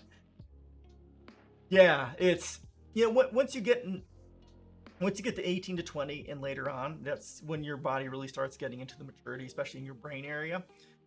Once you get to the mid to late 20s is when you end up. Mid to late 20s is when you're fully physically mature. And like for me, on the spectrum, I asked about that specifically because I was doing some research on autism as well. I had zero. I didn't have any of the childhood stuff for autism at all. I took one little test and it said it was I was borderline, but I'm not really concerned about autism. Yeah, it does. It does. And what was the statistic that a lot of people who have autism also have ADHD, but not as many people who have not as many people who have ADHD have autism. There's kind of like an inverse relationship there. Yeah. So she said, yeah, because very little childhood impacts on during childhood. I probably don't have autism, which I'm fine with. It makes sense. But the ADHD thing, I do have it. I mean, I do. I'm just very good at masking. I've been very good at dealing with it. So that struggle goes on. I was in the high double digits. Gotta go look it up, but I was in above. Oh, okay. Wow. Yeah, it's pretty crazy. They say that ADHD is one of the most well-known disabilities, but it also has the one that has the most myths around it. So yeah, I'm super struggling with that. Yeah, so my mother, when I basically shut down after the therapist told me that, but I understood it. But when my mother asked me how I'm feeling or whatever, I said I'm shattered. Like, this is the first time in my life that I make sense as a human being. It all fits. So I've been really struggling with it, but I'll get there. According to the scientific literature, 50 to 7% of individuals with autism also present the comorbid attention deficit Okay. Yeah. Okay. Thank you for that. Yeah. So a lot of people who have autism also have ADHD. Okay. Good. I got that right. Yeah. So I'll be okay. If I don't currently need like any accommodations or anything because I deal with it fairly well, but I still struggle with it. And I mask it very well, and I tend to deal with it fairly well as long as you're not my wife. but but it's still a struggle. So yeah, as this goes on, I'll definitely keep you guys updated. I'll eventually, when I do get a diagnosis, I'll have the blog post out about my whole journey into it. And I've also started supporting How to ADHD on YouTube through Patreon. So I'll hit their Discord and talk to them about this as well and see what their experiences are. I'm kind of curious to see how many people had to go several times to finally get the diagnosis. So my friend at work, Amanda, she also has ADHD and she's amazing. She said she had to get like 4 times before she finally got her diagnosis. So maybe this is just a part of the shit we have to deal with, unless you are very hard on the hyperactive aspect of it. Don't really have the diagnosis of ADHD. Just okay. Well, if you do start going for the diagnosis, you got the meds? Bastard. Good for you. I was at my friend of mine's 50th birthday party, and 2 of my other friends also were in the past few years. Said they had ADHD, and the medication was life-changing for them. I would love. I just hearing that, I really do want to get the medication. So because it would be, God, having it life-changing would be amazing. Because I struggle. Currently in the diagnosis process for the meds, would prefer the meds without the diagnosis part. Oh, really? Why? Well, I don't really know if I'm diagnosed. I don't think I just got the meds. Okay. You think you're not? Okay. Oh, I'm confusing both of you. Sorry, Right, exactly, good then. And I am planning on getting another opinion too. And since I've been through this process, I'm a bit more educated on it. And I'll need to make sure that who I go to for the second one, that they talk to my wife. And also, as I'm preparing this blog post, I'll have a large list of the impacts that I think is going to be very important. Hopefully I can bypass the childhood requirement for that sort of a thing to get that. So yeah, we'll see. I'm struggling, but I'll be fine. I already self-diagnosed ADHD and can relate with most people that also have ADHD, and currently in my diagnosis. The suspicion for ADHD is very high. Likely I'm doing the diagnosis for the meds, not because I want to know whether I have ADHD. Okay. All right. Fair. Yeah, I don't really need... This one psychologist changed her mind completely on me not having autism once I mentioned gender dysphoria. Okay. I don't really trust her after that. Oh. Well, can you explain that? I'm not familiar with that. What's the implications of that?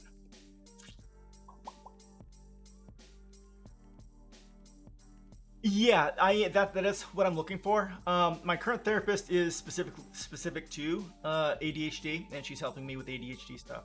But yeah, they're definitely. Because I started looking for therapists because my insurance changed because I got the new job, and we're gonna talk about, if we get to Cigna, we'll talk about Cigna because that's my insurance, and they're a bag of dicks, and we'll go over. I don't like that she went gender dysphoria autism. Okay, yeah, fair. Is that something that's commonly done? I'm not familiar so much with the gender dysphoria to autism link, at least as far as some might take that. Is that a thing that some psychologists do for reasons? Obviously, this one did. I wouldn't think there would be a direct link because that seems very different. There's like 50% chance if you have the first. Ah, okay. Ah, oh, I didn't know that. That's interesting.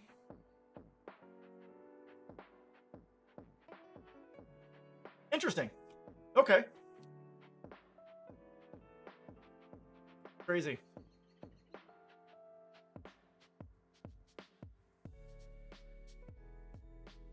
Yeah, for me, diagnosis, it's more the validation, and I don't really need any accommodations. I work in accessibility. My people I work with are amazing. You don't, okay. Many autistic people are trans, but making a 180 turn just on that seems a bit odd. Yeah. Well, maybe she was on the border of it, and then that just kind of solidified it for her. Maybe something like that. Dreamer not so erudite for $4 helps. Oh, okay. I will copy that down. Thank you for that. Well, she was certain I wasn't, and then okay. Yeah, that is definitely kind of problematic. She was certain you weren't, and then that just triggered it. Yeah, that's definitely suspect. Yeah, finding good therapists is difficult because of the biases, the cultural biases that they have in medicine. It's so cis white het male leaning that it's hard to get anything that makes any sense. Anyone who actually really knows what they need to know to properly deal with someone with whatever they're dealing with. That's pretty sad. She is in the industry. She knows. Oh, okay. Oh, okay, cool. Good to know. I will write that down too. $40. That's pretty decent. Okay. Thank you, Grizzly Bear. Appreciate that. So yeah, so the people I work with, we're in accessibility. We understand all that sort of stuff. And I bond with my ADHD friend, Amanda, my other half there. And my boss is amazing. You know, we're all accessibility people, so we all understand. And it's a journey. So I don't necessarily need the diagnosis for like work specifically because my people are fine. But just having that there, well, so I can get the medication. I really want to get access to that. But just in case I do need accommodations of some sort at some point, just to have it so I don't have to worry would be nice. But yeah, it's gonna be a journey, and I wasn't prepared for that. I think I need to do more reading on the journey that people have gone through to get their diagnosis, so I can better prepare myself for a much larger struggle to get it. My friend Amanda, it took her 4 times to get it. So yeah, so it's a thing going on. I'll be fine. Everything's fine. Yeah, so here we go.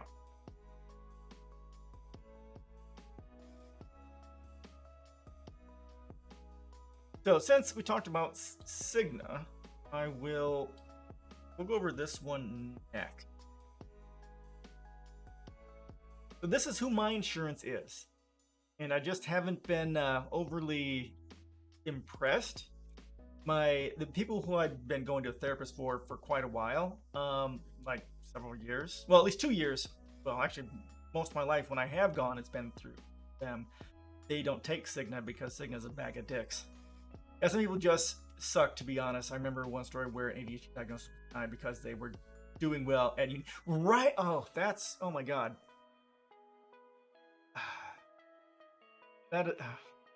Like Jessica McCabe from How to ADHD.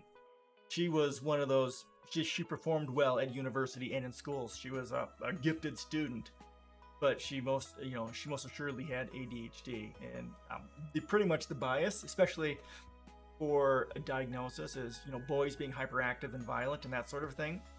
And of course, girls are, because of the systemic patriarchy and misogyny inherent to capitalism and culture, that women's impacts are much more internalized because of the oppressive nature of capitalism and all that sort of stuff. So there's definitely an under-diagnosis of women because of the inherent patriarchy to the system.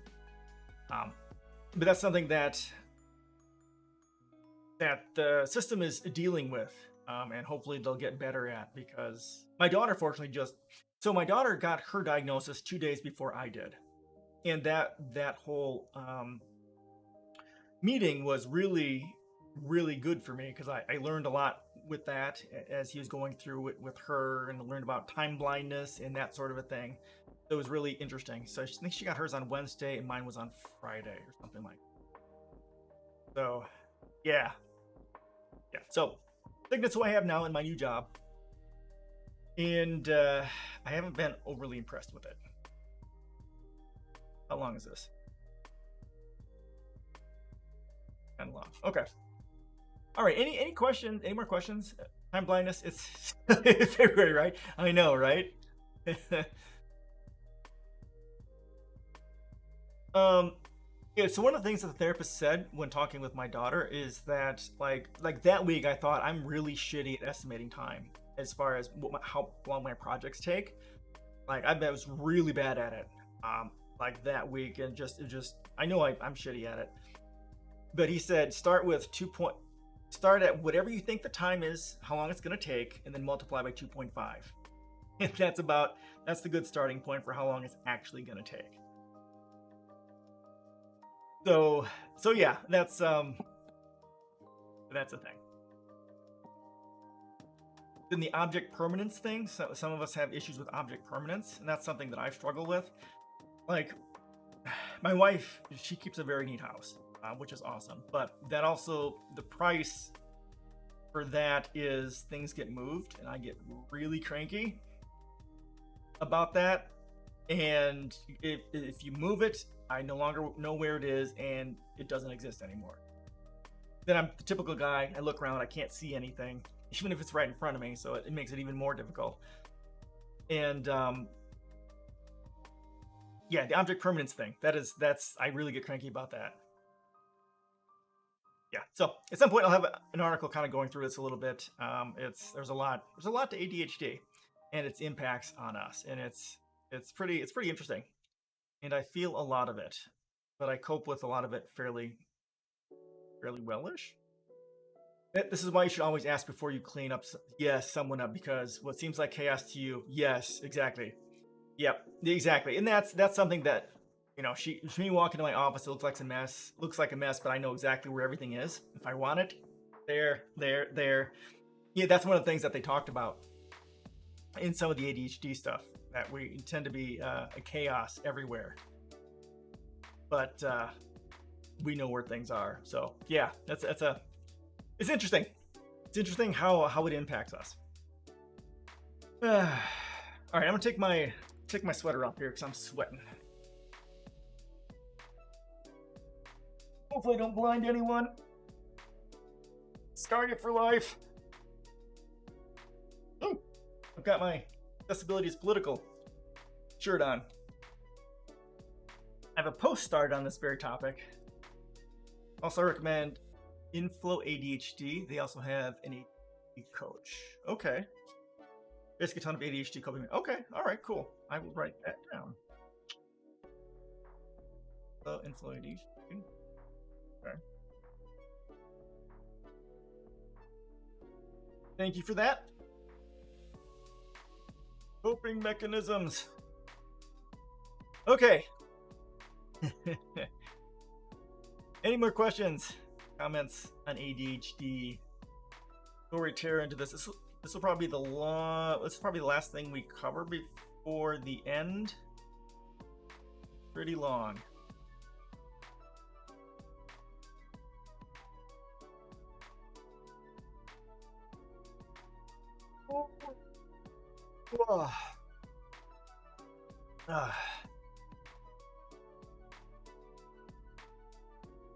Oh yeah, and I'm trying to get off duloxetine, which is anti-anxiety or depression, and I'm to the point where I'm like 4 or 5 days out, or I have to take it again because of the withdrawal. I just started feeling it last night, and I'm feeling it a bit more today, the withdrawal from it. I'm hoping I can get through tonight, then take it tomorrow, so I can keep it out to 5 days. But we'll see how it hits me. Horrifying thing about design work. Design work already is undervalued, and it's common to spend the least amount of money on it. So accessibility is an afterthought in that process, and falls quite short. Yeah, thank you. I'm looking forward to getting off that, especially so it can prepare me for eventually getting ADHD meds. I can see how well that works. Yeah, and I'm working with some people at WGU on design for ADHD, for accessibility. It's a lot of, there's a two-part issue when it comes to that. Obviously, if the UX people don't know accessibility, if they know accessibility, it's an added benefit, because then they can mark things up as this is an H2, this is this is what the alt text should be, and so on. They can give all sorts of amazing accessibility stuff to make it easier for the developers. Then if the developers themselves don't know accessibility and how to create accessible web stuff, then they're the ones who actually put the designs together. And even if UX people don't know anything about accessibility, which can be fine, but if the coders themselves don't know accessibility, you're pretty much fucked, because they're the ones who put the web stuff together. And my post bitching about this exact thing, that's what I talk about. If we want to change the state of the web and accessibility, it starts with the developers, the programmers specifically, the web developers. Because if you change them, you change the entirety of the web. And creating a whole new certification for what I call it, like an accessible HTML5 developer, so that they start from a web developer educational path that starts with accessibility first. Accessibility is the first thing you talk about, and then the entirety of the web developer course is taught from the standpoint of accessibility. Like, everything is accessibility. Screen reader testing, tabbing, all that sort of stuff. That's the lens through which all web development should be taught, so as to prevent, to make sure that everything is accessible. But usually accessibility is just one little section of it, and that's it. And then they teach garbage on how to put stuff together. Not even teach UX, UI, UX, accessibility not included at all. Technical knowledge. Oh god, that sucks. Yeah, and I find a really good article for screen readers. Oh yeah, share that if you could. Be interested to see that. The thing is, universities need to be accessible. Oh, Adrian Rosselli, yeah, he's pretty cool. He's a big guy in accessibility. Bling screen readers. Ooh. Oh yeah, these fucking flags. Ugh.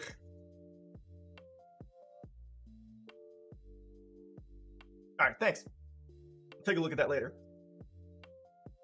That universities need to be accessible, otherwise they're basically treating people with disabilities as second-class citizens that don't have access to the educational institution. I mean, it should be required by law. I imagine the EU law is that they be accessible on their website and their materials and all that sort of stuff.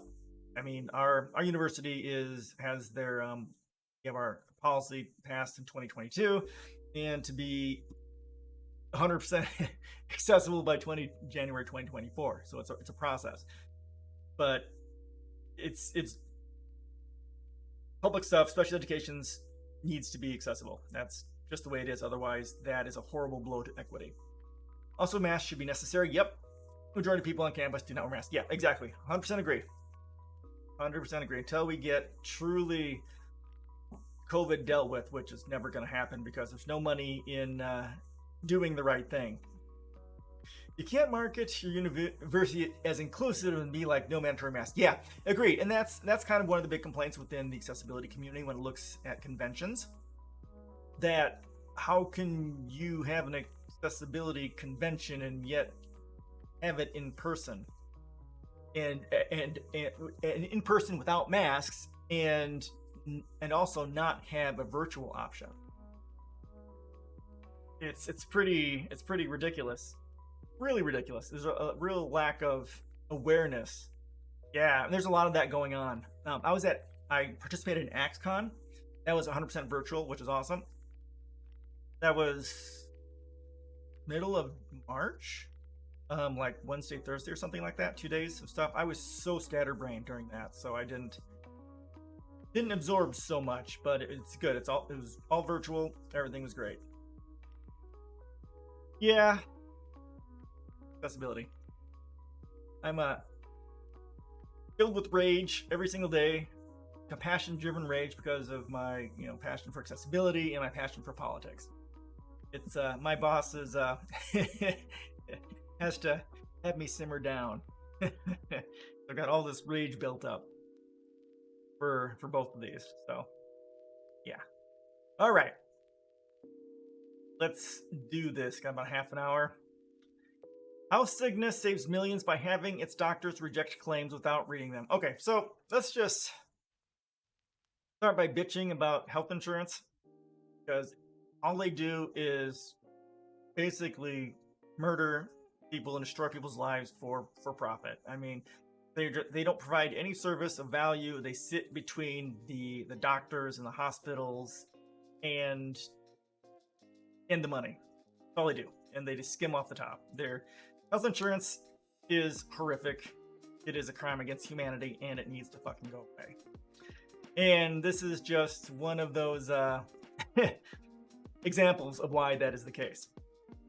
Okay, this is from March 25th. This is last week or so. Internal documents and former company executives reveal how Cigna doctors reject patients' claims without opening their files. We literally click and submit, one former company doctor said. ProPublica, okay, when a stubborn pain in Nick Van Hayden's bones would not subside, his doctor had a hunch what was wrong.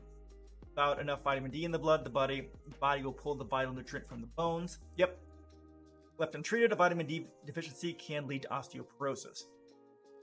A blood test in the fall of 2021 confirmed the doctor's diagnosis, and Van Hayden expected his company's insurance plan, managed by Cigna, to cover the cost of blood work. Instead, Cigna sent Van Hayden a letter explaining that it would not pay the $350 test because it was not medically necessary. Oh my god. The letter was signed by one of Cigna's medical directors, a doctor employed by the company to review insurance claims. But see, here's the thing. You fuckerheads don't get to decide what's medically necessary. The fucking doctor does, you bunch of dickbags. Something about the denial letter did not sit well with Van Hayden, a 58-year-old Maryland resident. This was a clinical decision being second-guessed by someone with no knowledge of me or his case, right? Said Van Hayden, physician himself and a specialist who had worked in emergency care in the UK.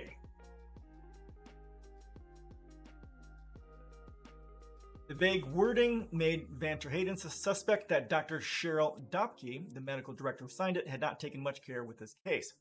Van Hayden was right to be suspicious. His claim was just one of roughly 60,000 that Dopke denied in a single month last year. A single month? According to internal Cigna records, viewed by ProPublica and the Capitol Forum. How the fuck could she review 60,000 records in 1 month? I mean, it in any way actually review any records. I mean, any record would take at least several hours to look at, just to look at the entire medical, what was going on, the doctor's notes and all that sort of stuff. So this is just ridiculous. Maybe she gets through it. What was it? So maybe 3 a day. So 90, 100 a month or something like that. If there was actually time put into it to know what's going on. Or a few hundred if she's really good. Rejection of Van ter Hayden's claim was typical for Cigna, one of the country's largest insurers. The company has built a system that allows its doctors to instantly reject a claim on medical grounds without opening the patient file, leaving people with unexpected bills, according to corporate documents and interviews with former Cigna officials. Over a period of 2 months last year, Cigna doctors denied over 300,000 requests for payments using this method, spending an average of 1.2 seconds on each case. That's insane. The company has reported it covers or administers health plans for 18 million people. Before health insurers reject claims for medical reasons, company doctors must review them according to insurance laws and regulations in the United States. Medical directors are expected to examine patient records, review coverage policies, and use their expertise to decide whether to approve or deny claims, regulators said. This process helps avoid unfair denials.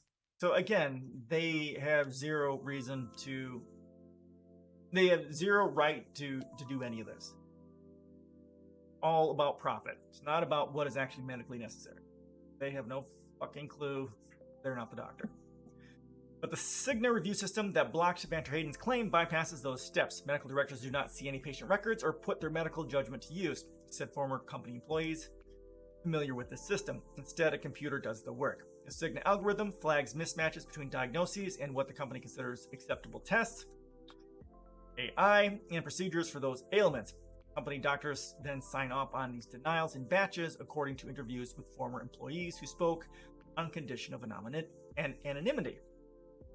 Yeah, so this is one of the problems with using AI, right?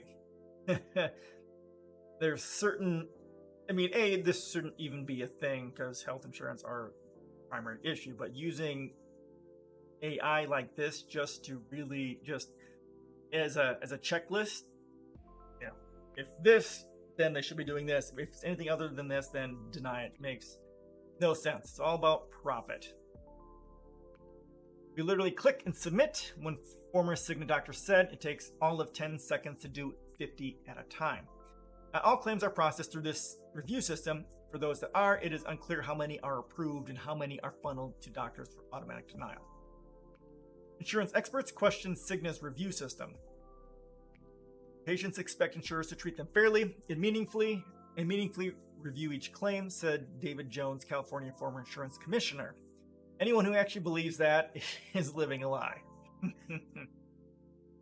But, you should have some expectation of fairness, but it's just ridiculous to even think of. Under California regulations, insurers must consider patient claims using a thorough, fair, and objective investigation. It's hard to imagine that spending only seconds to review medical records complies with California law, said Jones. At a minimum, I believe it warrants an investigation. With Cigna, some executives questioned whether rendering such speedy denial satisfied the laws. According to one former executive who spoke on condition of anonymity, because he still works with insurers, we thought it might fall into a legal gray zone. How was that a fucking legal gray? This was a carefully worded sentence. Yeah, right? Yeah, thank God they're speaking out. I wonder, oh my God. Capitalism. So I'm wondering how many of my claims are going to eventually get denied. I haven't really looked at. I get emails and I can go onto the website and they said I've received some emails that they reviewed my daughter's stuff.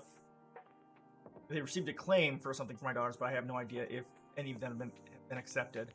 I have to check that probably, hopefully this weekend and see where that goes. Thought it might fall into a legal gray zone, said the former Cigna official who helped conceive the program. We sent the idea to legal and they sent it back saying it was okay. This is just mind-boggling. Think it's a legal gray zone? No, it has nothing to do with the law. It's completely in violation of that law. Of course, legal was also wrong, and they're just giving in to political pressure from the money bags there. Cigna adopted its review system more than a decade ago. Oh my God, but insurance executives say similar systems have existed in various forms throughout the industry, and they're all still fucked up. Just because everyone's doing horrible horrific, life-destroying things doesn't mean they should still be doing it. That, of course, is what makes the profit. In written response, Cigna said the reporting by ProPublica in the Capitol Forum was biased and incomplete. Yeah, it's only biased and incomplete in the fact that Cigna didn't admit that, yes, they know it, and yes, that's how they make their money, by allowing people to die and suffer for fun and corporate profit. Yay! Cigna said its review system was created to accelerate payment of claims for certain routine screenings, Cigna wrote. This allows us to automatically approve claims when they are submitted with correct diagnosis codes. Okay, well then you shouldn't deny stuff then. Should be the first line of defense to make sure things get paid and not deny payment. When asked if its review process, known as PXDX, lets Cigna doctors reject claims without examining them, the company said that description was incorrect. It repeatedly declined to answer further questions or provide additional details. ProPublica employees' health insurance is provided by Cigna. Sucks to be them. Former Cigna doctors confirmed that the review system was used to quickly reject claims. An internal corporate spreadsheet viewed by the news organizations lists names of Cigna's medical directors and the number of cases each handled in a column headlined PXDX. Former doctors said the figures represent total denials. Cigna did not respond to detailed questions about the numbers. Cigna's explanation that its review system was designed to approve claims didn't make sense to one former company executive. They were paying all these claims before, then they weren't, said Ron Howrigan, who now runs the company that helps private doctors in disputes with insurance companies, talking about the system built to deny claims. Cigna emphasized that its system does not prevent a patient from receiving care. It only decides when the insurer won't pay. Well, that's a fucking stupid sentence. If Cigna won't pay, they can't get the care. There's kind of a connection there that I think we all agree is kind of there. No money, no healthcare. Reviews occur after the service has been provided. Oh, that's fucking stupid. That way they can fuck over the hospital, fuck over the patient, and not have to pay money. And does not result in any denials of care, the statement said. I know, it's ridiculous what they're saying here. I mean, it's like so stupid. So overtly corrupt and fucked in the brain. It's just, oh my god, it's so draining. So it's so, actually understanding how fucked things are, the more educated people are, the more they understand how the world works, the more depressed people get. I mean, that's what it all shows, and this is really why, especially within capitalism, right? The more you understand about the world, how fucked it is, the more depressing it really is. And it's interesting, you do? Oh, throw that in here. Before I got into politics, I was blissfully ignorant. Oh, okay. Cool. Yeah, throw that in here. Before I got into politics, I was blissfully ignorant and very much. Ooh, thank you. Very. There we go. Just, living on my privilege. I know, right? It's just, I do kind of, think back to there. It's like, God, life was so much simpler. Because I didn't care about politics, I didn't care about religion, I didn't care about any of that bullshit. I just went to work, watched my movies, played D&D and my computer games, and life was just amazing. It's that moment once you start caring about other people, especially under capitalism, that everything changes. The moment you start caring about others, even including yourself, that shit goes to hell in a handbasket. Because the system is all about the destruction of everything for fun and corporate profit. Life was just focused on doing things. Yeah, oh, exactly. Yeah, 100%. That's exactly it. I wouldn't trade it for the world. Maybe for a weekend or two would be nice, maybe.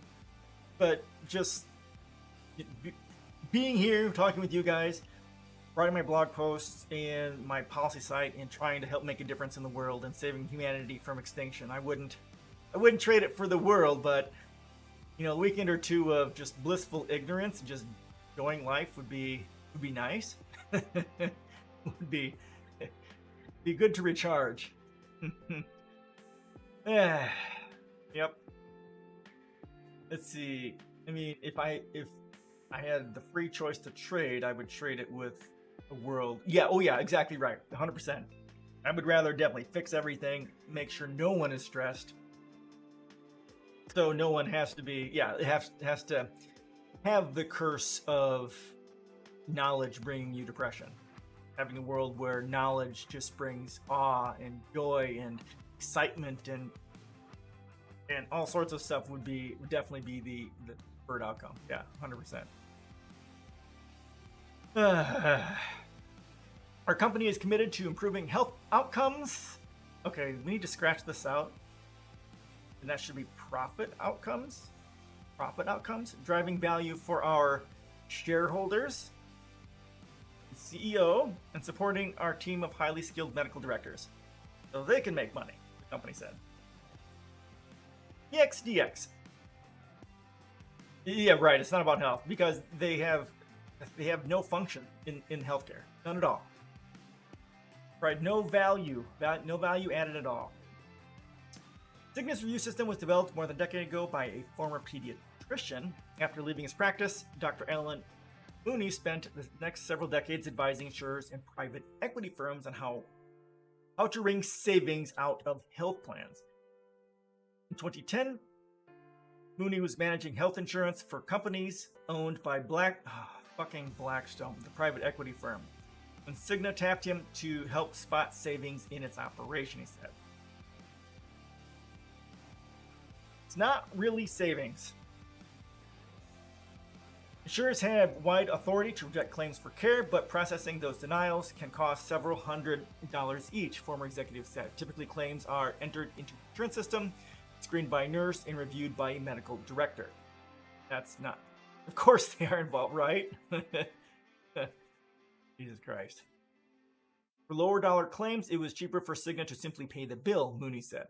They don't want to spend money to review a whole bunch of stuff that costs more to review than it does to just pay for it. Mooney and his team had solved the problem once before at United Healthcare, where Mooney was an executive. He and his group built a similar system to let its doctors quickly deny claims in bulk. Now, it should be illegal for healthcare insurance to deny anything unless it's fraud-based.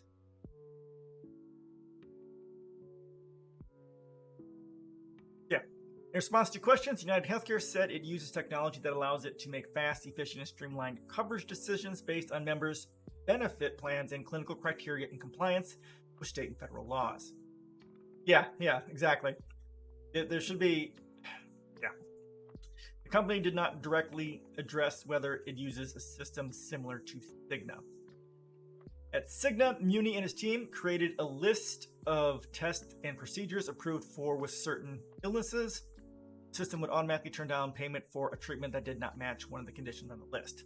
Denials were then sent to medical directors who would reject these claims with no review of the patient file. Cigna eventually designated the list PXDX, corporate shorthand for procedure to diagnosis. The list saved money in two ways. It allowed Cigna to begin turning down claims that had once paid, of course, and it made it cheaper to turn down claims because the company's doctors never had to open a file or conduct any in-depth review. They simply denied the claims in bulk with an electronic signature. Yeah, exactly. The PXDX stuff is not reviewed by a doc or nurse or anything like that, Mooney said.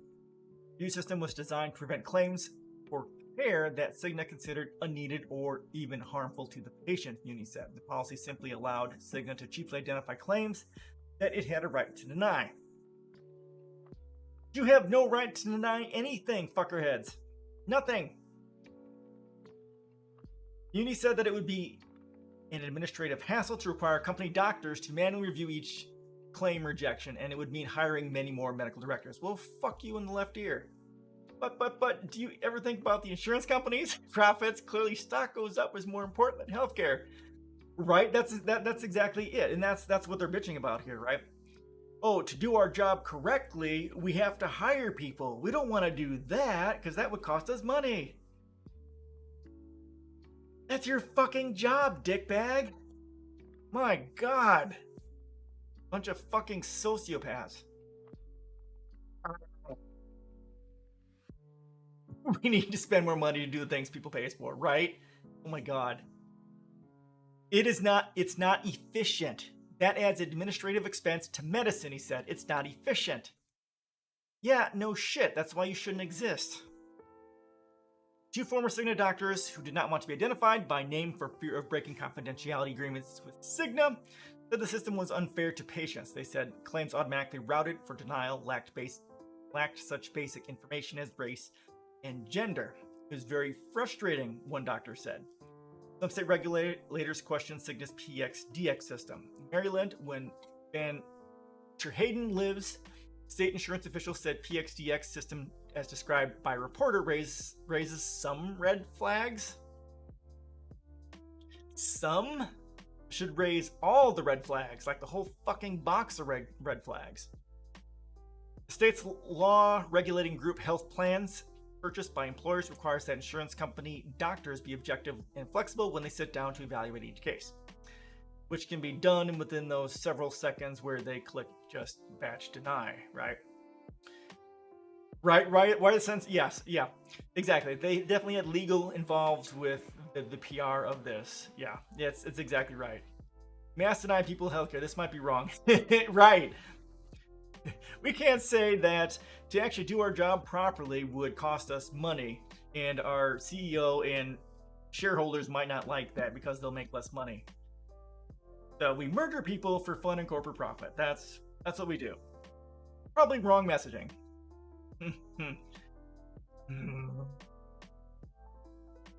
Medical directors are truly rubber stamping the output of the matching software without any additional review. It would be difficult for the medical director to comply with these requirements, the Maryland Insurance Administration wrote in response to questions.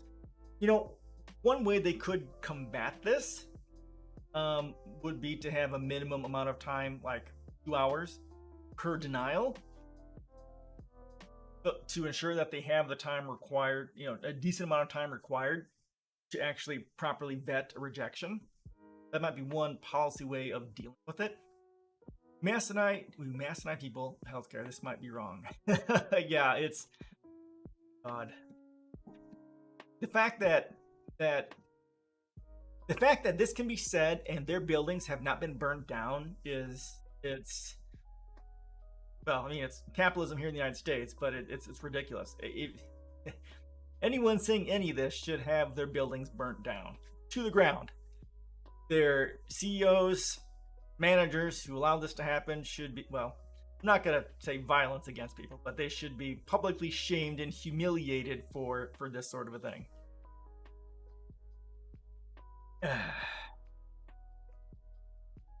Medicare and Medicaid have a system that automatically prevents improper payment of claims that are wrongly coded. It does not reject payment on medical grounds. Yeah, that's so many easy ways to solve this. I mean, getting rid of insurance companies altogether is the easy way. So like this here, this is, I mean, Medicare and Medicaid in the United States probably goes against terms of service. Yeah. Medicare and Medicaid suck. I edited a video on this 3 years ago, and I was really pissed at how fucked the system is for people who are retired to get access to healthcare. And it's ludicrous what they have to go through. Every year they have to update their health insurance, and no one, like, I don't do healthcare for a living, so I don't know all the things, right? And they've got high deductibles, and it's expensive as fuck, and it's just ridiculous.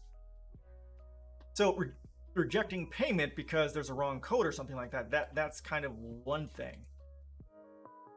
As long as it can be, you know, it's just as long as it's an administrative thing that can just go ahead and fix. But wait, Why do they have to update it with that logic? They are retired anyways.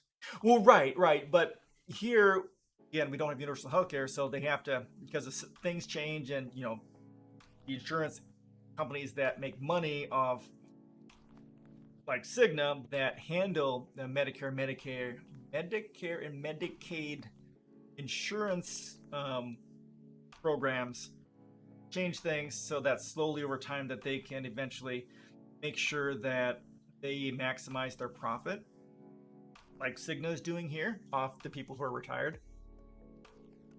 I don't think it's 100% privatized, but it mostly is privatized. That's pretty much the whole thing. It changes every year so they can slowly murder people for fun and profit. I mean, they're old, they're retired, so they can't maximize the exploitation of their labor at that point. In the world of private insurance, Muni is certain that the PXDX formula has boosted the corporate bottom line. Of course, it has undoubtedly saved billions of dollars, he said. Insurers benefit from the savings, but everyone stands to gain when healthcare costs are lowered and unneeded care is denied, he said. There's no such thing as unneeded care, you fuckstick. Fucking over poor people. Yeah, that exactly right. That's exactly what it is. There's so many people, and the level that Social Security pays to people who are retired it's not enough to survive on either. And that's another part of it when you really get into it. That, I mean, they make what, like $1,400 a month or something like that, which, like half of that goes to housing. Then another, like, at least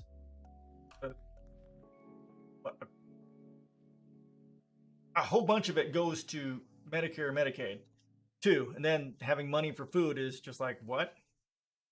Doctors decide if the care is needed or not. Right, that's exactly right. The health insurance has zero reason to say yes or no. All their job is, I mean, if they don't have any job, but they have the money, they just fucking give it. That's all they do. Shut up, take the money. That's all. That should be their only job. Motherfuckers! Food who needs go into a forest and get some mushrooms. Yes, exactly. Pick yourself up by your bootstraps and learn how to be a real man. Real American. Go out there and hunt someone else's children for food. Go steal like a real American. Cigna carefully tracks how patient claims its medical directors handle each month. 12 times a year, medical directors receive a scorecard in the form of a spreadsheet that shows just how fast they have cleared PXDX claim. But only, you can only kill the poor people because they're poor. Because who cares about them? Dopke, the doctor who turned down Van Terheyden, rejected 121,000 claims in the first 2 months of 2022, according to scorecard. Oh, this is a copy of it? No. Yeah, leading to like Hunger Games. Yes, yeah, shifting to Hunger Games. Stream turns cynical once again. We never left cynical zone. We start Doomer. End Doomer. Oh, maybe I need to change my stream name. Doomer all day.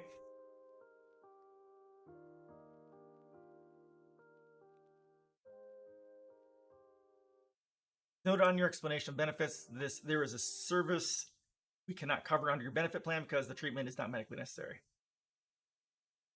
God, I'll lose my fucking mind. Dr. Richard Kapik, Doomer News. Oh, that's better. Doomer News, yeah, I'd like that. Maybe I'll have to do that. I have to consider a rebranding. At least that way people will be much more understanding what they're going to get into. Dr. Richard Kapik, another Cigna medical director, handled more than 80,000 instant denials in the same time span, the spreadsheet showed. Dr. Paul Rossi has been a medical director for Cigna for over 30 years. Early last year, the physician denied more than 63,000 PXDX claims in 2 months. Well, he's slow. He's costing the company money if that's the only thing that that's the only amount that he cleared.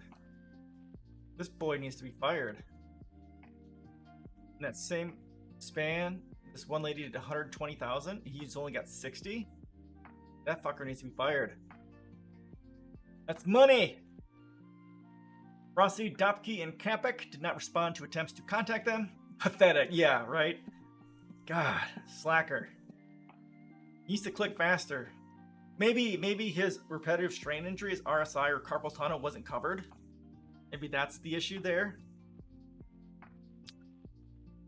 Haringen, the former Cigna executive, said that although he was not involved in developing PXDX, he can understand the economics behind it. Of course, everyone can. Murder people for fun and profit. It's very, very simple. Put yourself in the shoes of the insurer. If I did, I would burn myself alive. Haringen said, why not just deny them all and see which ones come back on appeal? From a cost perspective, it makes sense. Yeah, that's exactly right.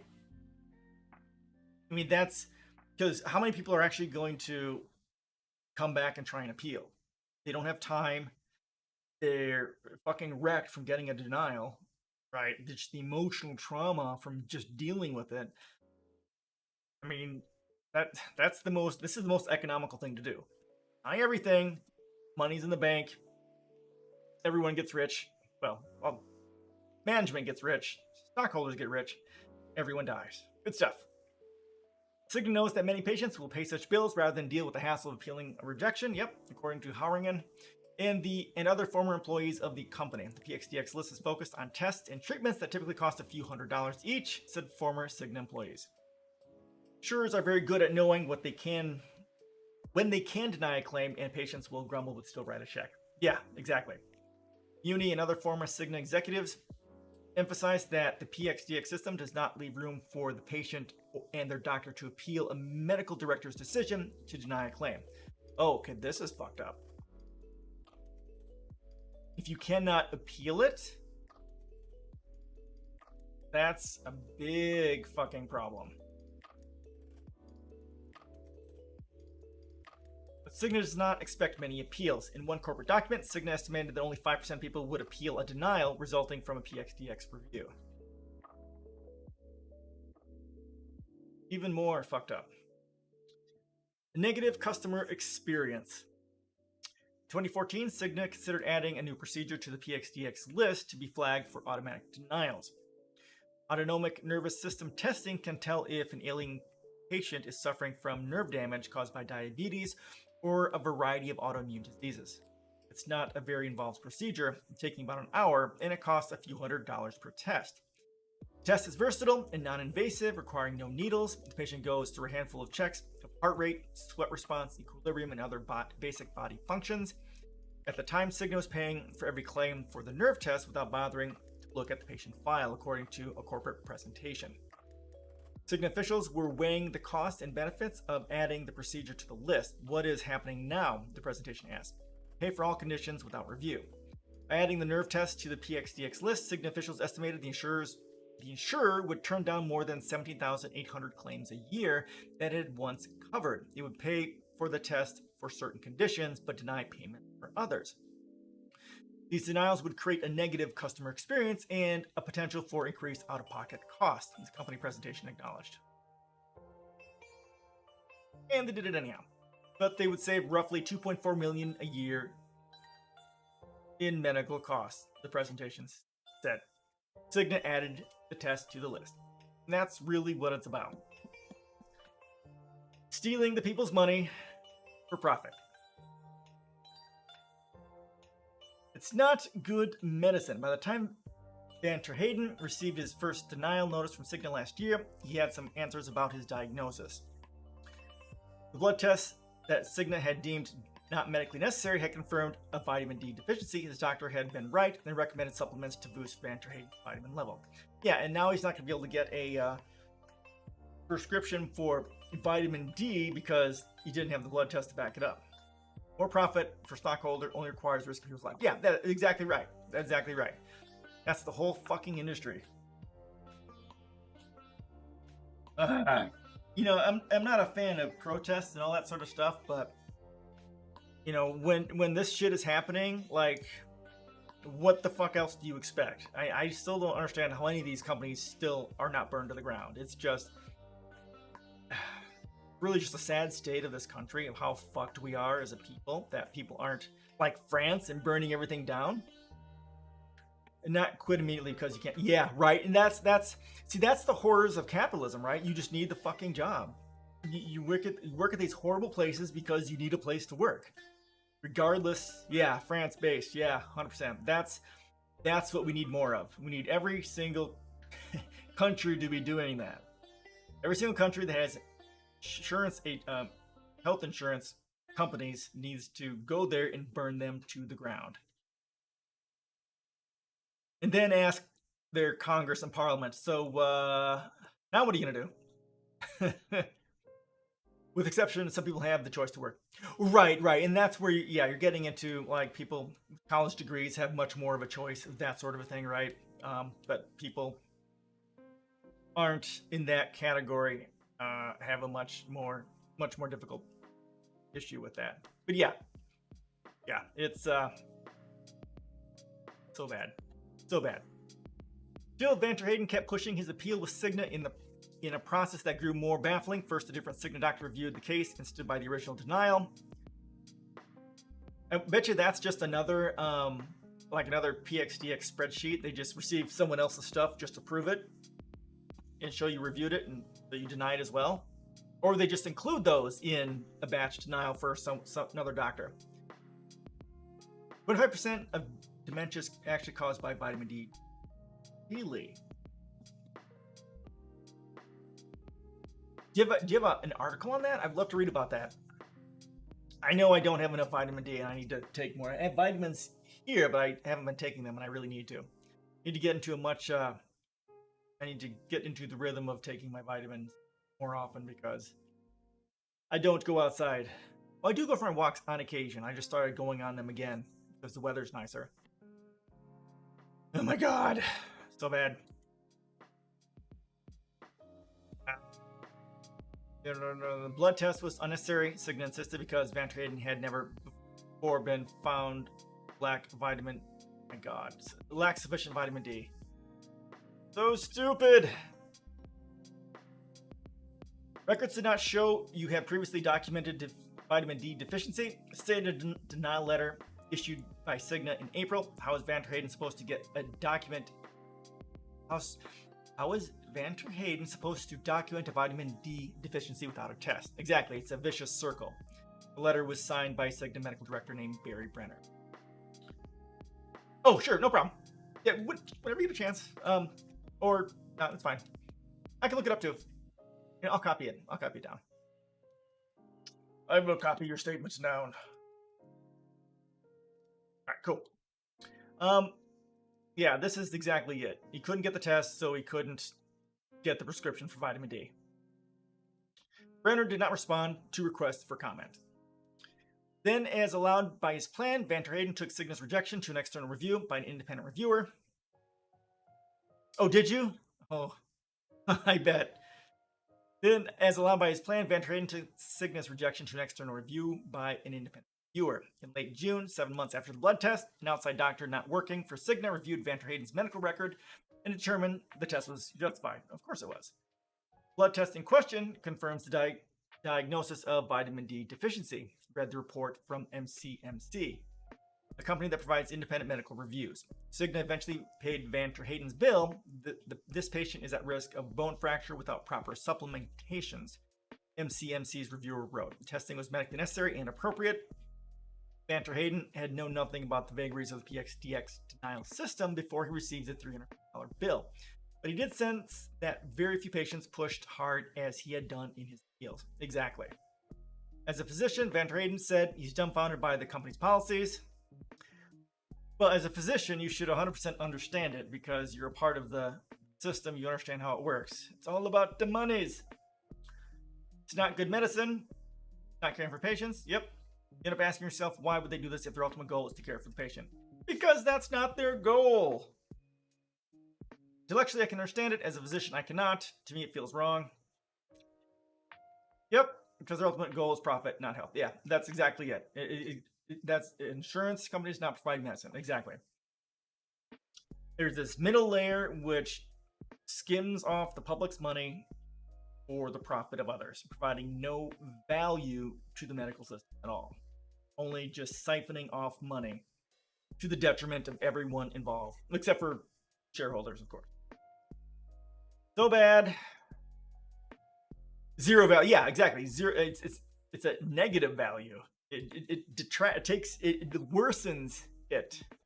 Yeah, where's the value? Denying. Yeah, exactly. It worsens everything. It not only provides zero benefit, but it makes everything worse. Again, murdering people and destroying people's lives for fun and corporate profit. That's all it does. Well, I hope I have sufficiently uplifted you for this weekend. Wait, maybe it's B12? Oh, okay. Vitamin D.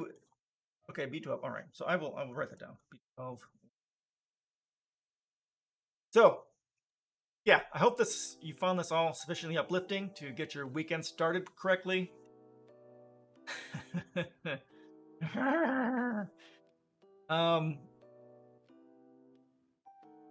Any last questions or comments before we call this a day? I'm used to Doomer News, not much affecting my mood. Fair. Feel that. This is who I am for yeah, thanks for being able to stop by. I really appreciate that. It's I always love seeing you guys. Actually, I haven't used this all day, so here we go. Thank you for showing up, guys. I appreciate it. You're the best.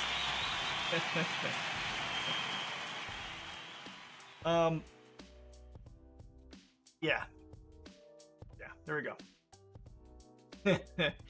Yeah, I really have to use this a little bit more. I started using a new like after I come on, I use this kind of like welcome to my channel, I'm 309, and we're gonna have a great show today. I've done that like the last 2 days. I don't quite have the wording put together quite right yet. So yeah, I found that on the soundboard, and I think it works for that sort of an intro, and then move into the Doomer, 100% all Doomer news. Fred's sort of a juxtaposition there. Well, the intro's playing. Oh, that goes really fast though. I probably hurt myself.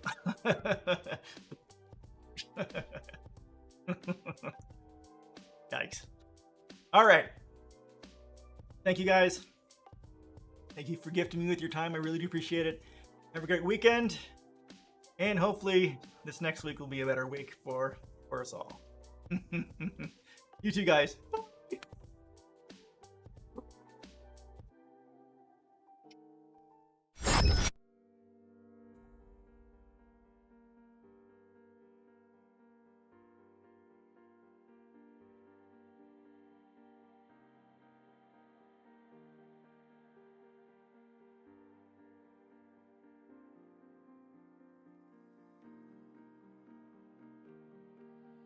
Just me and you, let's make up all the rules. Count to 10 and watch the stars.